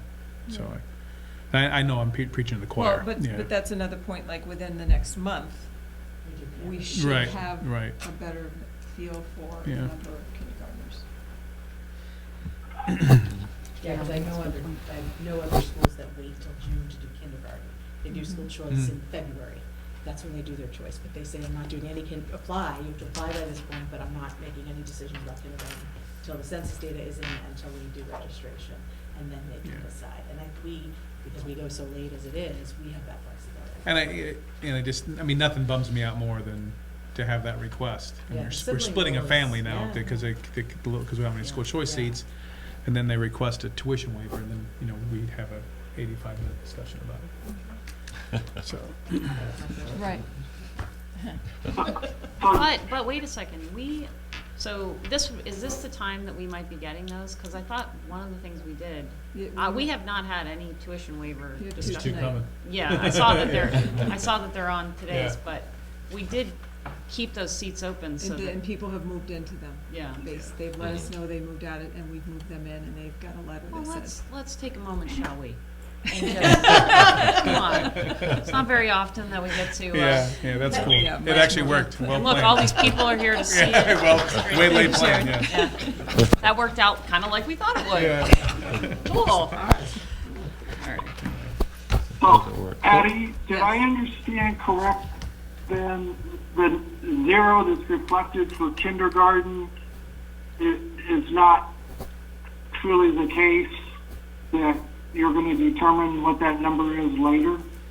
Well, I think we basically settled in that, given a little bit more time, particularly for kindergarten, we will come back with possibly a different number. Okay. That's what I thought I heard you say. Thank you. And I kind of think that was some of the other ones too, that if we get out there to encourage people that know they're not gonna be in Mashpee next year, to let their principals know, that could be very helpful, so I'll put that in the email, Thank you. even though I don't want anyone to leave. Yeah. Same. So, That's a hard so does sense this to put. information at this point get published somewhere? No, it would only, well, when we put up our school choice application information, actually, it doesn't say it on there. The only place it'll eventually land is DESI. Okay. But we don't have to send that in now. Not yet. So I know we're not sure if we need to or not, but I think it'd at least be a good idea to take a vote just to continue on with school choice through fiscal year 19. All right, I move that we continue in the school choice program for FY 18. Fantastic. 19. Motion by Nicole. Second. Second by Jeff. All right. Any discussion? Nicole? Yes. Yes. Yes? Yes. All right, unanimous? Okay. All right. What we got next? Now we have tuition waivers. So you have two. One student, JW, is currently in grade 2, and his father is requesting that he be allowed to remain at the Coombs School for the balance of this year. They no longer live in Mashpee. Are you voting on them together or separately? Do you I want me don't to know. These are, You said JW, it says JL on the agenda. No, the other, oh, Yeah, it's, no, it's JW. yeah, it Yeah, says J that's on a the agenda, typo. but it's a typo. That's a typo, sorry, It's W. JW. So I move to approve the tuition waiver for the remainder of the FY 18 school year for JW, grade 2. motion by Jeff, second by George. Any discussion? Nicole? Yes. Yes. Yes? Yes. All right, unanimous. And then the second one is for RC. He's currently in grade 1. Also asking to stay for the balance of the year. They currently moved to Katuitt and do anticipate enrolling in Barnstable next year. Well, I just like to reward honesty, so I move that we accept that tuition waiver. I'll second that. All right, motion to accept tuition waiver or approve tuition waiver by Nicole, second by George. Any discussion? Hearing none, Nicole? Yes. Yes. Yes? Yes. All right, unanimous passes. All right, next on the agenda is the financial working group terms of reference. Don, was that yours? Yeah, I put this on for discussion purposes just to, as this group takes on a bigger role within the within our group, or I felt that we need to determine whether or not we need to set some sort of formal or informal guidelines of how things should be brought forth to the committee, or what should be referred to this working group going forward. Some committees or some other districts have a formal finance subcommittee. We have at this point chosen not to go that route. And I just wanted to, I guess, get a sense of what the committee felt they wanted this group to be doing going forward.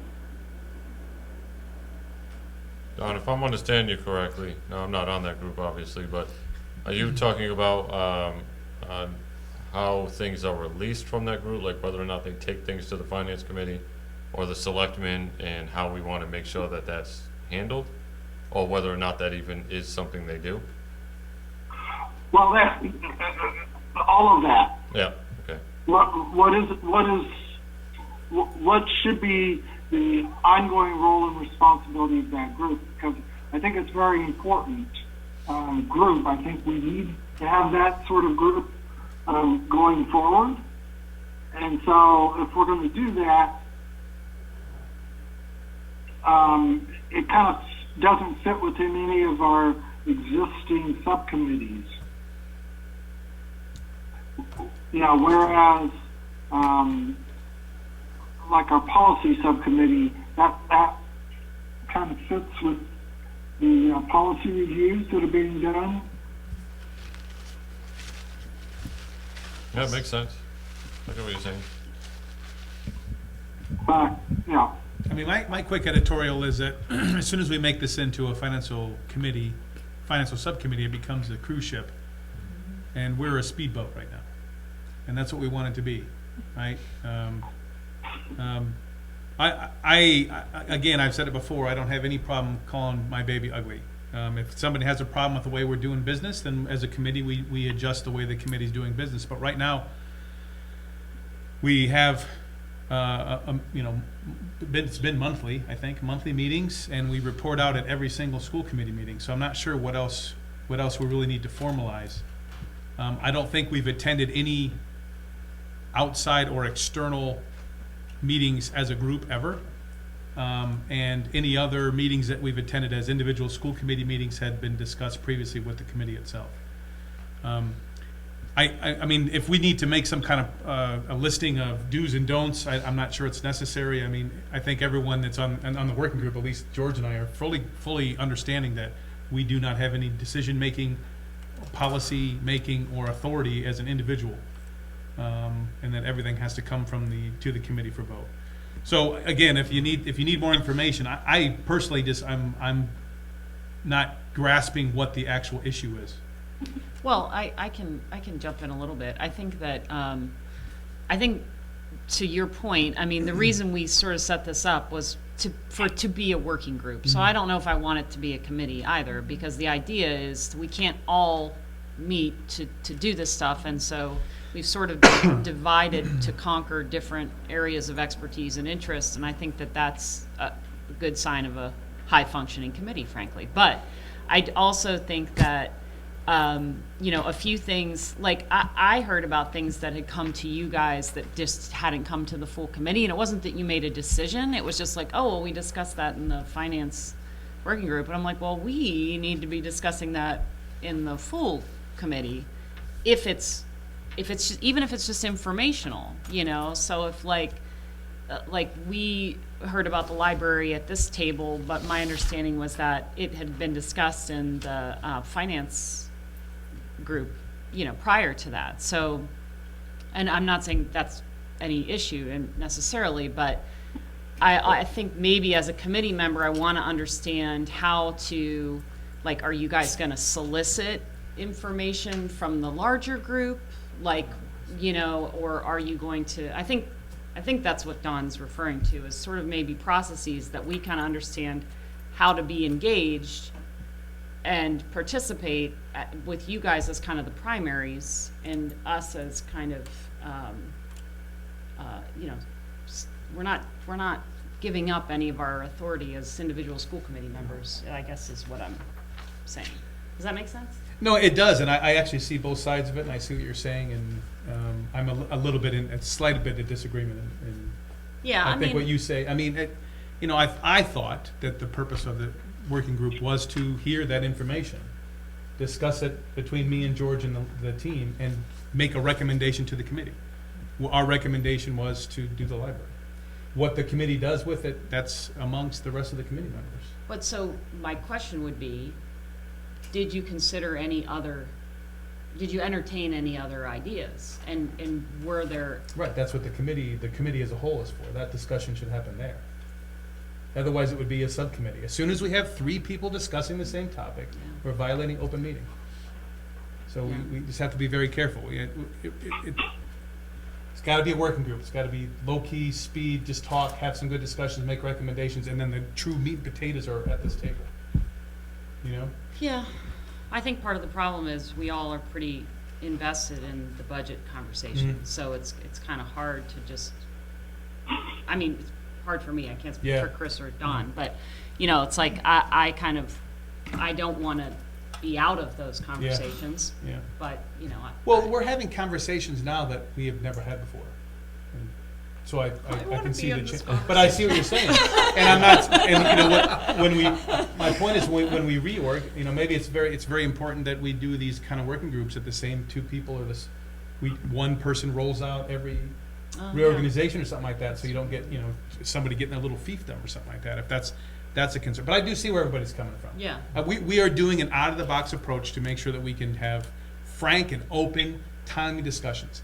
The town can have a discussion about their budget every single day with the entire town sitting in an auditorium, right? Entire town leadership.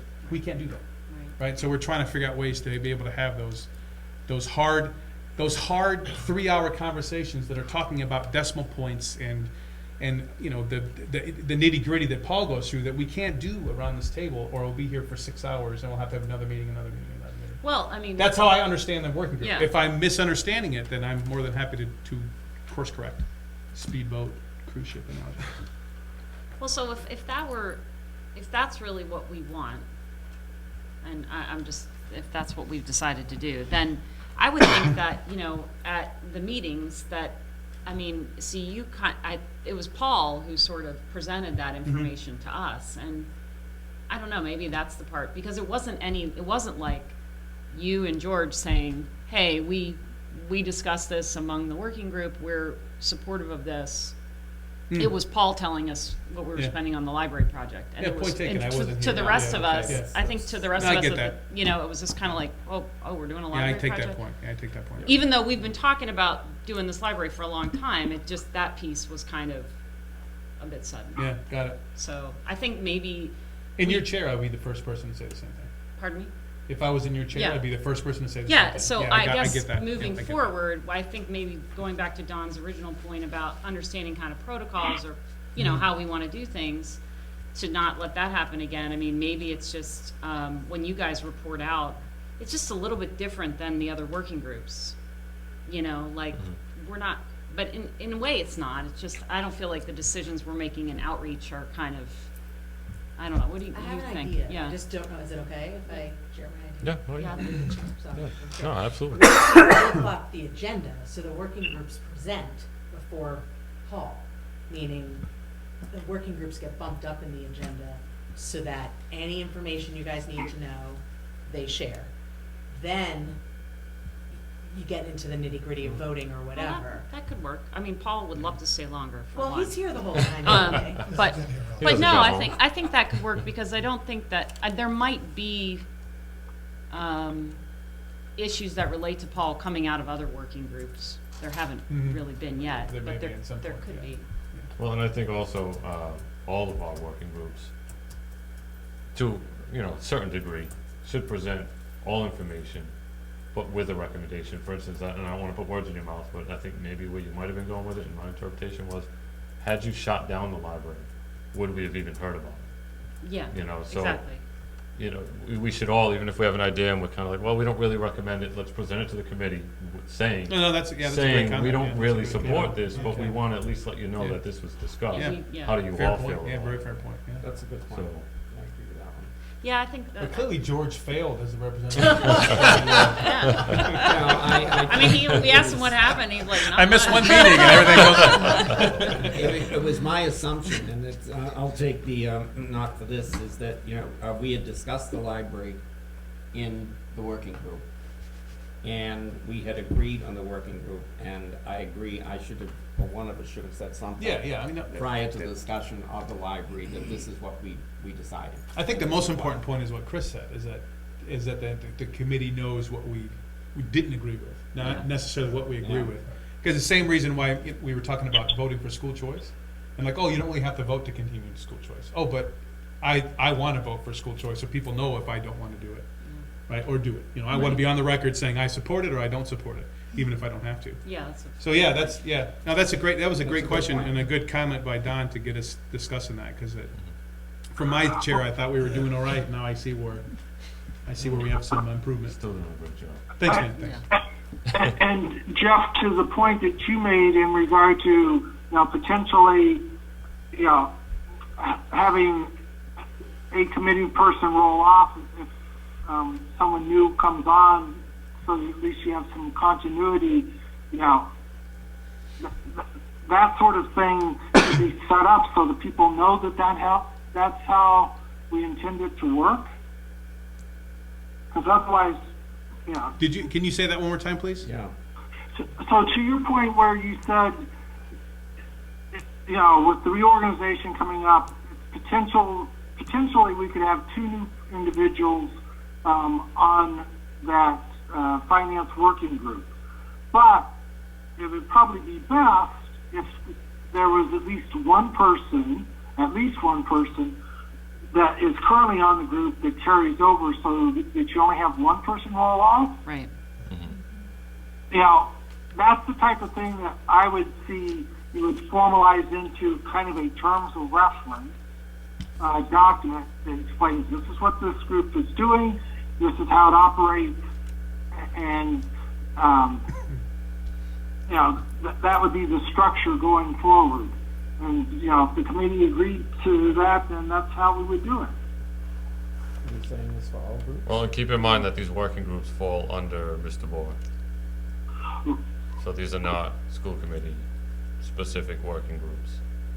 Right, so in essence, it would be the superintendent who would define those terms of reference. We can do that. We got it done. Good times. Hope and I'll work on that. Paul. Okay, so, it's all right, so now we are at probably a 40 or 50-foot yacht, but we can still turn quickly. Still growing. Let's just add some more bureaucracy. Thanks, Don, that was good discussion. All right, thank you. And I believe the next item on the agenda was potentially yours as well, the superintendent's self-evaluation. I was a little confused as to why this was on here for this meeting, but So this was intended to be the superintendent presenting her self-evaluation. I believe it's out there for everyone to review on Teach Point or PowerPoint. I do need people to complete their assessments of the superintendent so that I can combine or compile those. And then those compiled results will be presented to the committee. I believe is it the next meeting? Yeah, I believe it is. I think so. think I have it's- failed to do my teach It's point. meant to be, I think at the May 9th meeting, because there's an election then in between, not that anyone is changing on the board, but not being. There's a rumor, there's a write-in. The writing candidate for school committee. So, Never know. I know one voting for it. So it is. you know, I looked through the material that the superintendent had put out there, and looked fairly, looked complete. I don't know if she had any additional comments she wanted to make for the committee members to reflect on while they're completing their evaluation. Okay. Chris, can I ask a question before Patty Sure. launches into that? Nicole's got a question, Don. I'm gonna plead new kid and logged into this and was like, somebody needs to tell me what I'm supposed to do here. So I read it and looked at it, but I have no idea what, I'm pretty sure I can figure out if someone's willing to sit down and explain it to me. Do you have your laptop with you? It's dead. It's in the car, but it's dead. But maybe you can show me. I'm just not sure what we're supposed to do. And so in the policies and procedures working group, if you could, for the onboarding of new school committee members. Oh, the effectiveness and efficiency. Effectiveness and efficiency. Yeah. Yeah, if you could maybe include a little onboarding regarding the superintendent evaluation, that would be Of helpful. course. Because I And do I'll not be believe willing to help I out. not believe I received a handbook on this process.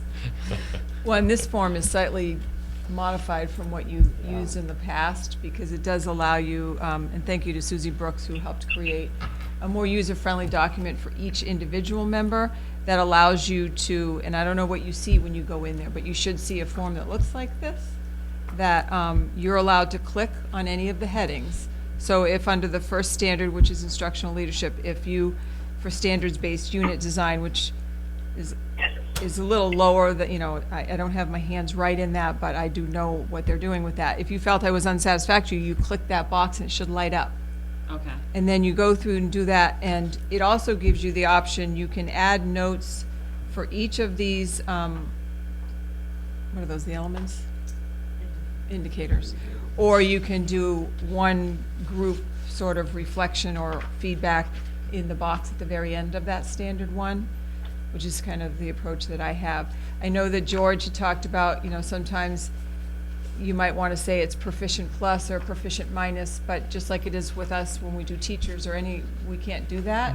It is what it is. So in your mind, if you think 4, 3, 2, and 1, so if when Don is looking at each of yours and doing any kind of an averaging, that's what he should do, is do 4s, 3s, 2s, and 1s. Okay.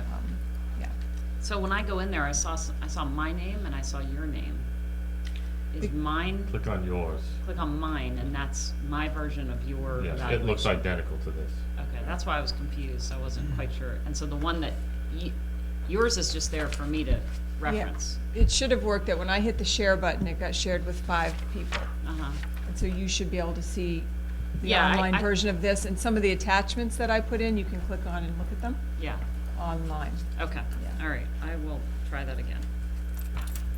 So, and I don't think anybody's really looked at this since the last time, I'm not sure.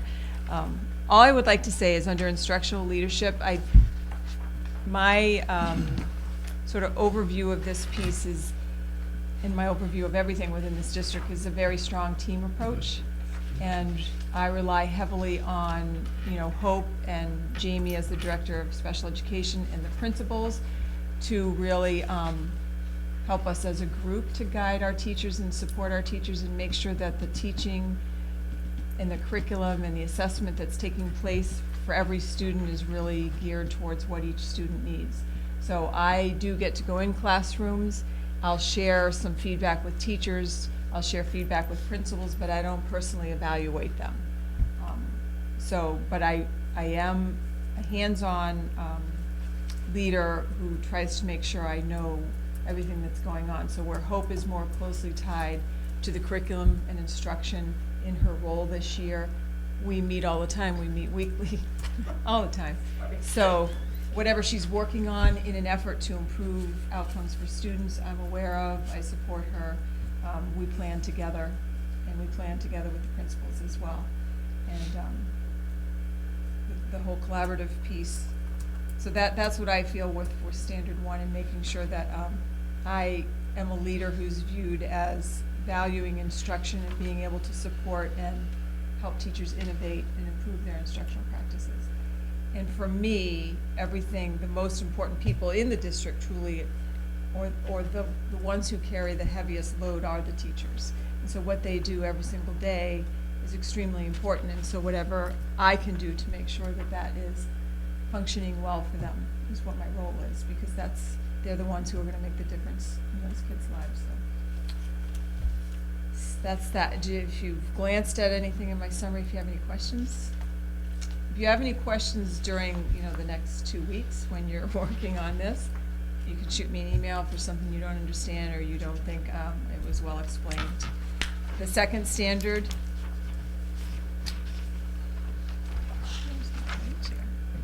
On management and operations, again, I can't emphasize enough that it is definitely a team approach. Having really effective building leaders makes this piece much more easy for me. I try to make, in my perfect world, they're an extension of me and they're little clones of me. That's not exactly how it works out, but I try to, and we do it as a team, make sure that the structures are in place in the building so that everything functions well, and when there's glitches, we try to problem solve around them. We do that as a team. We have a really pretty tight district leadership team.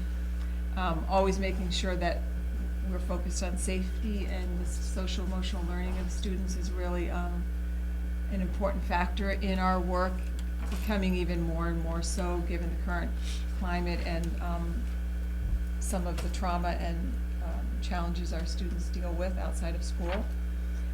In terms of recruitment and hiring, I try to be very involved. I do review applications, we discuss it. I would be the final person who sort of does another interview after a decision is made. There are committees at each school that are responsible for hiring. Hope does a lot with the mentoring, but we do work together, and I support her in that. We're always fighting for more time for teaching and learning and collaboration. If we could have a longer school day, I would be very supportive of that, because it's just, that is the resource that is highly sought after. I think we do a pretty good job working together and with our fiscal systems with Mr. Funk, and I have a pretty good understanding of the way accounting and finances work. So there are some of my feedback under Standard 2 for management and operations, some of the evidence I've submitted. The third one, family and community engagement, is very important to me. I think I do a pretty good job of, although some may say I'm not a good communicator, but whatever. I think we all get that at one time, though. I work really hard to make sure that every student feels valued, every family feels valued. I do respond to emails. Some people might say I need to get out of the trees a little bit and more, but for me, it's just who I am in terms of making sure I'm connected to our families and that they know.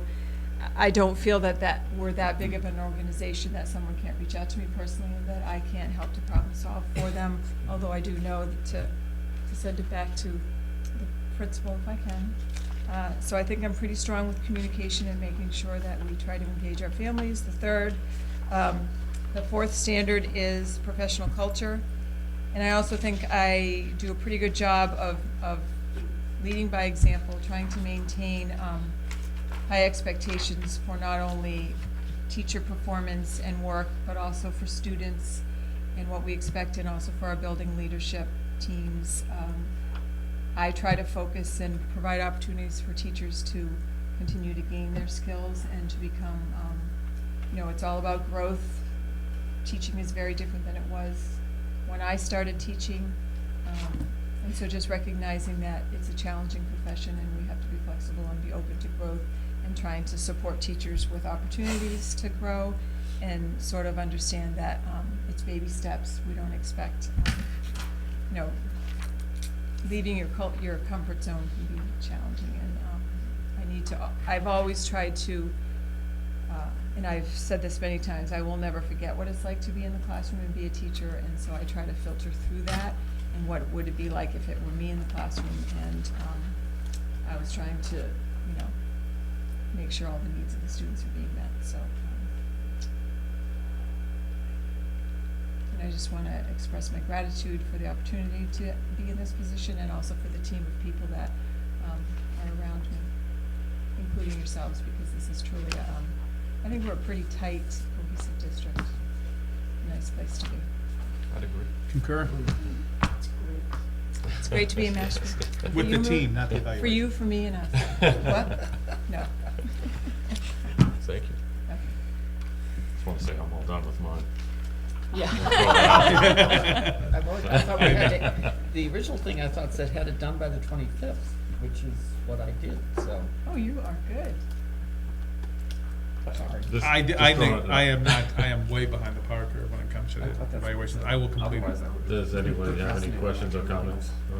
So at the very end here, there's this blank for school committee member response. Yeah, see, so that's, oh, you can, I don't know if you can, I think my form was slightly, because it didn't give me a place to sign it, and I'm supposed to be able to sign it. Oh. And once I sign it, it like can't be changed, so I suppose you can go in and change things, I don't know about that. But, so that part of this form, moving forward, needs to get fixed, because you don't really, I don't think you respond on this form. I think Okay. you're free to add all your comments on your own forms, which then Dawn will compile. And our forms are a carbon copy of this, and we can move, the default is what you have selected for yourself, and then, is that it? No, Or it's do gonna we be go blank. in and, Yours we is go in, blank. it's blank? Yours is Okay. blank, yours has nothing to do with Clean So what we I- go in and assign one of these values for each, okay, Yes. got it. Since you're not supposed to talk to each other about it, I can help you if you need to. Oh, okay. I don't know okay. the rules or anything, but I. Yeah, Well, two, I- yeah, one person can show her. I got in, but I just was like, Now You what? didn't wanna mess it up. yeah, I Oh, wasn't yeah. sure what I could change, what I Just should be careful change. to don't sign it until Don't you're sign it. absolutely ready to actually. Otherwise, you're done. If it's set up correctly, once you sign it, it's set in stone, although that you can copy and create a new one if you had to. I also clicked share on mine, And I don't know if I was supposed to do that, but I can't change it I because I thought that you signed it. said, you thought they said yes, so that's how Dawn can see it. That's what I thought. Yeah. That's what I believe So I Susie set it did up, it. so when you hit share, it's with Dawn. Sure. Yeah. Okay. Yeah, I remember Okay. that in the email. Because I hit share. No? I had a Okay. question. So if it didn't that's go to all her. right. Yeah. I had a question if it's all right. Absolutely. The, can we get last year's assessment? Where is our last year's assessment? I have to admit, I could not, I was trying to find last year's Yeah. because whatever recommendations you had, I wanted to incorporate that, but I have not been able to find that anywhere, and it's not in Teach Point, that I know I thought of. we did it in Teach Point last year, no? We did do it, Teach Point. Well, I. So last year's didn't get saved somewhere? No, well, I don't know, it should get saved, I may not be able to see yours, I shouldn't be able, so but I tried, and I know I have a hard copy of it somewhere. Yeah. I don't think I could kept the find hard that. copy, so that's why I was asking that, because I'd like to have it. Minutes, because it's a Oh, public it probably did. record. It might be in the minutes. My evaluation from last year. But if the question is, you're looking for your individual assessment that you did last year Oh, you know, of the superintendent? Yes. when you're in under yourself, you know, you can click down and go to the prior year. Oh, okay. There you go. There's a tab there for that. Boom. Good stuff. All right, anybody else? What an educational evening. So, just for, I think Nicole's purposes, so Nicole, once you have completed your document, have signed it and shared it with me, what I will do then is I will take yours along with everybody else's. I go through each of them and compile two things. One, how you rated each of the individual items and assign a numerical value, ending up with averages for each of those items. I will then also take any narrative that you write verbatim and copy that into then the final document for the superintendent. So whatever you write, I will copy that over word for word. Okay, and is that typical that each school committee member would write comments for each of the sections? Do you typically do that? Yeah, I don't. Yeah. I try to justify Yeah. what I put. Right, okay. I just want to make sure it's not something like. I mean, nobody I don't ever think we had fills any, out. we didn't have any dissertations. I mean. No, definitely a couple, wasn't. 2 Yeah. or 3 sentences Okay. max, yeah. George was saying. George changed three words. And Don does not put your name next to it either, just so you know when he compiles it, it doesn't say Nicole said this. Is there any It'll way be just to have obvious. that done automatically? There should be. To compile all this, the 5 school committee members into one anonymous document? It's okay, Dawn Well- needs something to do. I'm not saying, I mean, that's a lot of admin for him to have to worry about, you know, and, Well, I mean, like you thinking, you couldn't, even if it were more like a Google Doc, you can't all be doing that when seeing each other's things. So. no, I it'd mean, be when more you sign it efficient. and you're done, you submit it, that it can't be automatically compiled somewhere. I'm just curious, it seems like that, it's 2018, that would be an easy thing to do. Yeah, like some, a functionality of Teach Point. Like, Yeah, yeah, it yeah, should yeah. be able It's- to. Combines all these Append all of them, evaluations into yeah. one. Well, I think, you know, for every district that uses Teach Point, that's the only time that happens is for me, for one individual where you'd want to combine those 5. Mm. Because that doesn't happen with anyone anybody else in the else. Oh, system. Yeah. So they probably, that's not been a high priority for them to create. Wouldn't it be analysis. interesting, though, to see what the Well, I will 4th grade ask evaluation Susan. was in aggregate, or the 5th grade evaluations were in aggregate? I think that'd be kind of cool. You're not allowed to do that. No, with names, it's anonymous. There's 6 from 3. Just like we can tell what Nicole wrote. Yeah. Well, yeah, it's because it's gonna have all these really big words. Yeah, No, anyway, we don't need a discussion, I was just curious, Jeff, I wish they had that. I bet so, yeah, I know, that's one of the reasons I asked, cut and paste and There is don't though on delete. DESI, just came out actually, or it's getting released in 2007, is the aggregate data on teacher evaluations in the district. Mm. That will be public information as of Friday. But I know what you're you're saying, because even where I work, if you have less than 10 people, Yeah, they don't let you see right. And that's your the like, same at DESI. your direct reports With MCAS. responses, If yeah. you have fewer than 10 Because they think you, learners. yeah, they think you can figure it out. So, I'm not that smart, but that's, Big word. all right. All righty, well, if there's nothing else, we have, next item is, committee reports. Does anybody have anything from subcommittees or? I have one. Anything? So I missed the last collaborative meeting for personal conflict, so I don't have anything from the collaborative. But we did have the Indian education meeting. It was 2 weeks ago now, I think. It was the Tuesday before vacation. Yeah, and so one of the things I just wanted to mention, and I don't know where this was initially discussed. I think it was at our the meeting of the leadership between the tribe and the district working on our action items, the big list.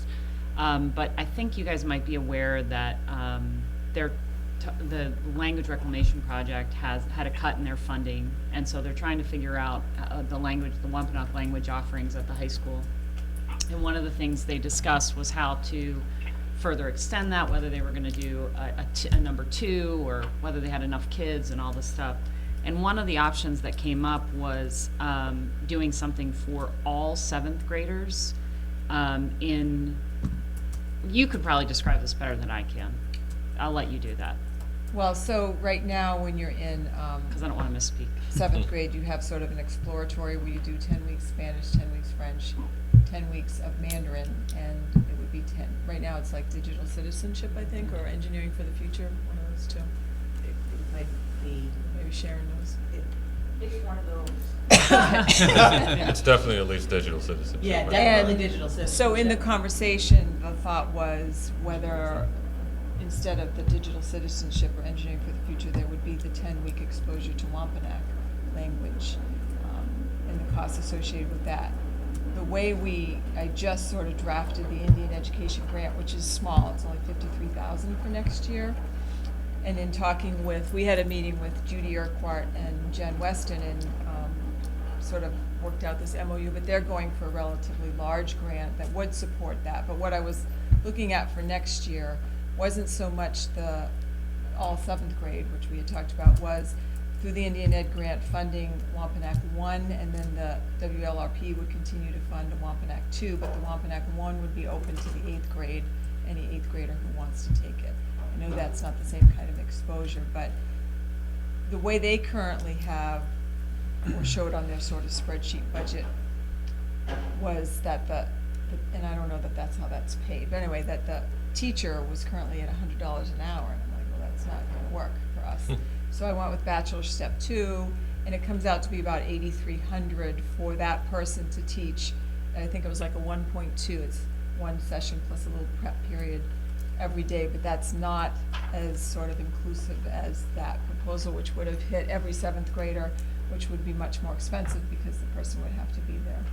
Yeah, and so thank you, because so that brings me to my point, which is I would like to propose that and this is a capacity issue on the tribal side in terms of people who can actually teach these classes, so that's something that I don't have any control over, but I think that I would like to, I don't know, I'm not making a formal proposal or anything, but what I would like to put up for discussion is potentially using school choice funds to pilot something for all 7th graders along the lines of what they were originally discussing. And like I said, that would have to be something that they would want to do.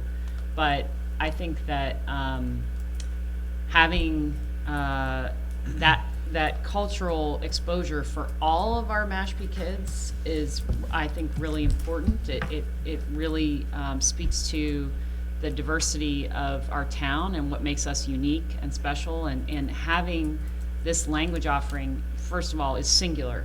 I mean, we are nationwide. This is really groundbreaking that we're doing these offerings at the high school. And I'm pleased to hear that there's going to be that they've found a way to offer the number 2, because these guys are going to get, language credits potentially at the colleges they go to. At least on our end, we will accredit them for that. So I just wanted to put it out there because I think it's the kind of thing that school choice funds could be used for as a pilot to see if it's like an effective way to do that. right now, I think we have a lot of different activities that are funded through the Indian Ed Grant and that are specific to Native children in our schools. But what we're really working on with the tribe is getting broader exposure of our cultural and history and diversity for our entire district. And I think having a language offering that gives kids exposure when they come to the middle school, just like we do with Mandarin, just like we do with the other languages, would be pretty cool. So I just wanted to put that out there because I've said to several people that I think that would be a potential use of school choice funds. I don't know if that's true, but I just wanted to in my mind, it seemed like, you know, it's analogous to maybe Camp Falcon in the way that it's something for everybody and it's a little more widespread than what we've been doing. So I just wanted to mention that as committee report because it came up in the in that particular meeting and in my role as the liaison. So that's all. I think it's awesome. Yeah, definitely something to look into. And I think one of the key steps is making sure that, you know, Rewa and Mark and Lindsay Cat are involved in that whole piece of that moving forward, but, yeah. Yeah, and the curriculum piece, because if you add that, you lose something else. And so that, I think it's bigger than money. Right. And I would just want to make sure we're looking at curriculum on the whole in terms of what we do. Because digital literacy, I'd be really uncomfortable getting rid of. I just would, given What's going on? Yeah. what we have going on. So I would want to just look at that carefully, separate from the other piece with the Judy and Jen meeting. They are also looking to implement 3 days a week of after-school programming in the elementary buildings for that same cultural kind of history. Yeah, open to anybody. Yes. Yeah. As part of our free after-school Yeah. programming. that I we do. put that great. and I put that in the Indian Ed Grant too. Did Yeah. you? I did. Oh, so there you go. It's actually. Well, if they end up getting it in their big grant. Yeah, we'll I think reallocate that's a great in our idea, small and grant. none of that, the curriculum discussion notwithstanding, I just didn't want that not to happen because there wasn't funding. And I just was saying to them, like, hey, if this is if it's just a matter of money, be sure that you come to the school committee and talk to us about it, you know, so that's more why I wanted to put it on your radar, so maybe it doesn't happen this year, but maybe it's something we can get to. Good. Thanks. Anybody else? A couple of things, actually. The open house drop-in, I should say, is next Tuesday night.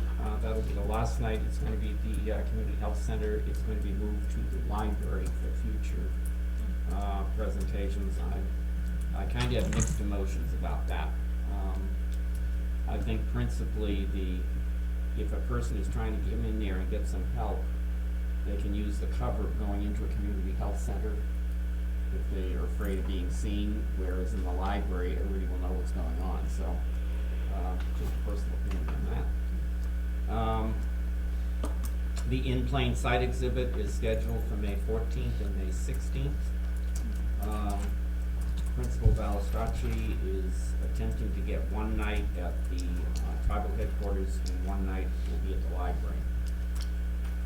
Great. And it's, well, if you haven't been to it, it's well worth going to. And going back to good old Betsy DeVos, somehow they have managed to get Puerto Rico to get this entire system that she would like into Puerto Rico, mainly because of the governance system there and the budgets. And so the entire experiment of school choice will be going on in Puerto Rico, starting either next year or the year after.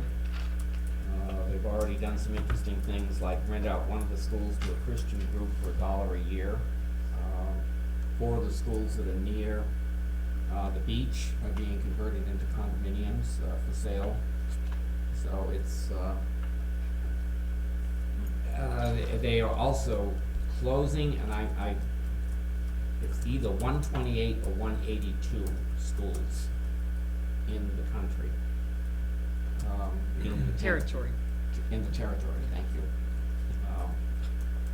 In an attempt to, once again, to get this going. So it'll be interesting if we want to see what is going to develop with this type of program in our country or in our state. Let's just see what happens in Puerto Rico for the next 3 or 4 years. Should be a very interesting experiment. All right, thank you, George. Anything else? Don, you have anything?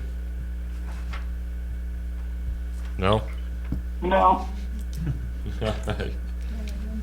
Under other, do you have other? We have items Chair did not reasonably know in advance. So we'll move on to that next agenda item, and Patty, it's all you. This was not in your packet for a vote, so it will be on for May 9th. I just wanted to let you know, just like last year, the senior class is planning to go to Roger Williams Zoo, Sky Zone, all of that, but it's an out-of-state trip on May 29th, so it's gonna require your vote, but we were sort of quasi-establishing a plan for the buses, even though you have not approved it yet. So it'll be on May 9th to actually get the vote, but I just wanted to kind of, do you anticipate you would support this trip?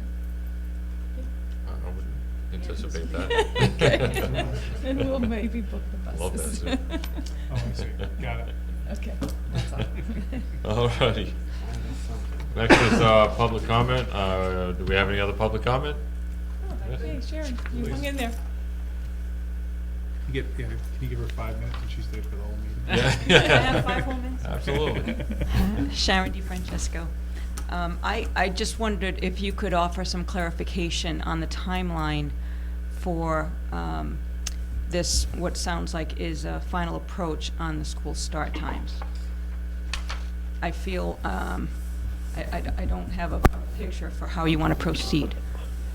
So in terms of when they're taking the vote, or when it's all starting?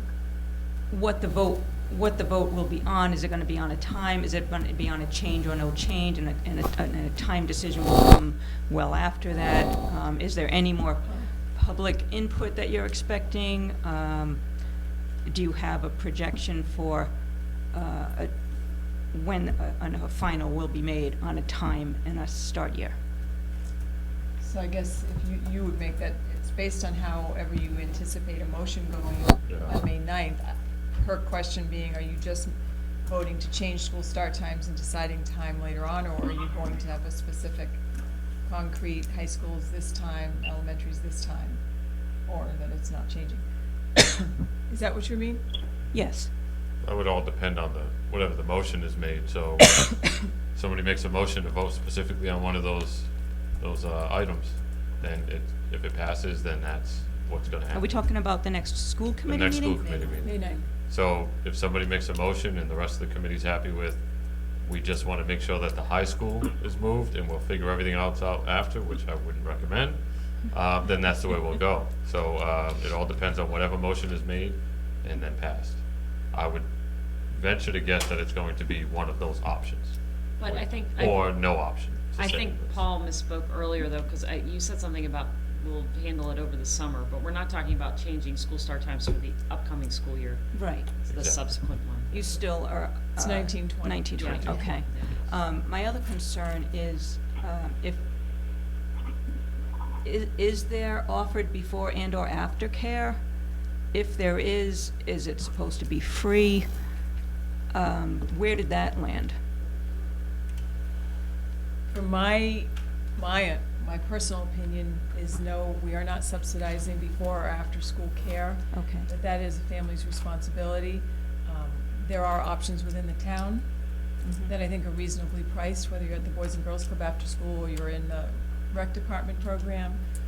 But I think looking at neighboring towns, if the elementary schools were at a later start, they have systems in place that parents access in those towns. So something similar, but I don't think it's free for the Okay. family.